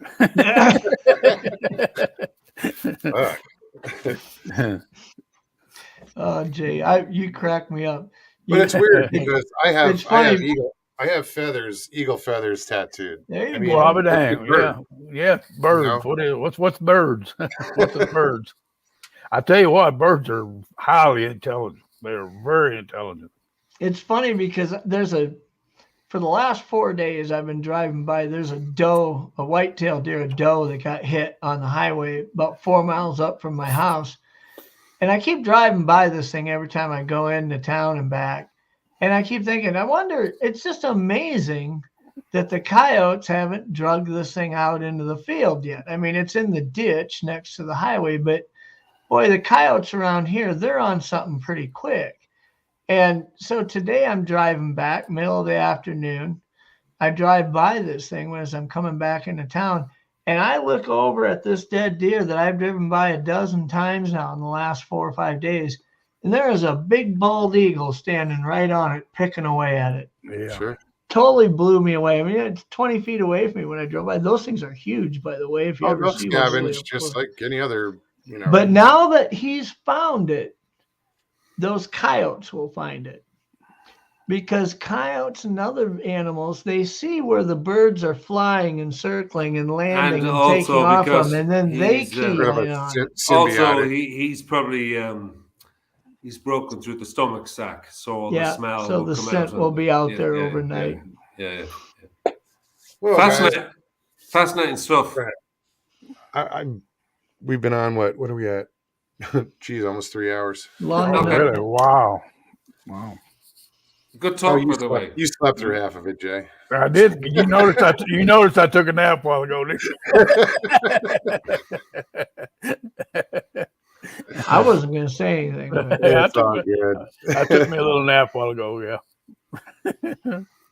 That's no worries. Are we But, down to yeah. 4 viewers yet? Or No, We probably have no viewers 40, left. 43. oh, boy. They're talking about food in chat now. I'm Yeah, I hungry. seen Mr. Lee said, "Man, I'm hungry for a cow right now." I was like, it's talking about a ribeye. I don't know. Oh, get you a Delmonico. Oh. All right, guys. Always a pleasure. Yeah, I'll Niall, see thanks for coming on. I'll see you on the other side. All right. Okay. You take right, care, man. Niall. It's I'll nice see seeing you. you again. Nice talking to you guys. I'll see you. Jay, thank you. Okay, buddy. Take care, Mogs. You have a All good right, week. Jeff, thanks for coming on, man. So when's your next show? I'll do one Monday night. This coming Monday night's going to be kind of the 2021 recap. I'm going to Okay, talk, great. kind of share the things that everybody had already heard if they've been following around on different channels. But I'm going to go a step further. I'm going to actually, we've decided we're not going to use this area again Okay. this coming year. So I'm going to actually share satellite images, show everybody exactly the clearings that we had, the original 6 clearings that we had mapped out, and then the one that we had landed on. I'll show you the river where I kayaked. I'm going to show everybody everything that we Fantastic. were working with this last year. So, Well, I'm glad you decided, you made that decision that you're not well, I going to. mean, there's still stuff that I don't have answers to that we won't Sure. have answers to till the lab's done. But if now that we know we aren't going to use it again, I don't have a problem showing people where it's at this point. Sure. Well, right on. So that should be fun. Well, I will be there. You guys should be there too. Check it out Monday night. Pine Island Research. What time are you going to? I think it's going to be 8 Eastern, 7 Central, 6 Mountain, 5 Pacific. Right on. So check that out, guys. All right, Jeff, I'm going to throw you backstage. Right. Do you want hang care. out, leave, whatever? Sure. Thanks, bro. Good night. Well, guys, thank you so much for hanging out tonight, joining me. Good show. A lot of different stuff. Danny Staton said we jumped the shark, but whatever. It's all good, man. You never know what you're going to get here. But yeah, thanks again. If you enjoyed the show, please hit that like button below. Share if you're new. I did see some new names in there. Subscribe and hit that notification button so you know when I'm live. Also, if you want to donate to the channel, it's always appreciated. You can click on the PayPal. It'll be in the description below. I'll put that in there right after the show. I know I can do it beforehand, but I never do. Also, on my channel, you can find it in the banner above. It's in the lower right-hand corner. Like I said, any donations are appreciated. It keeps this show going. Thank you very much, guys. I will be back on Thursday. I'll see you then. In the meantime, peace and God bless.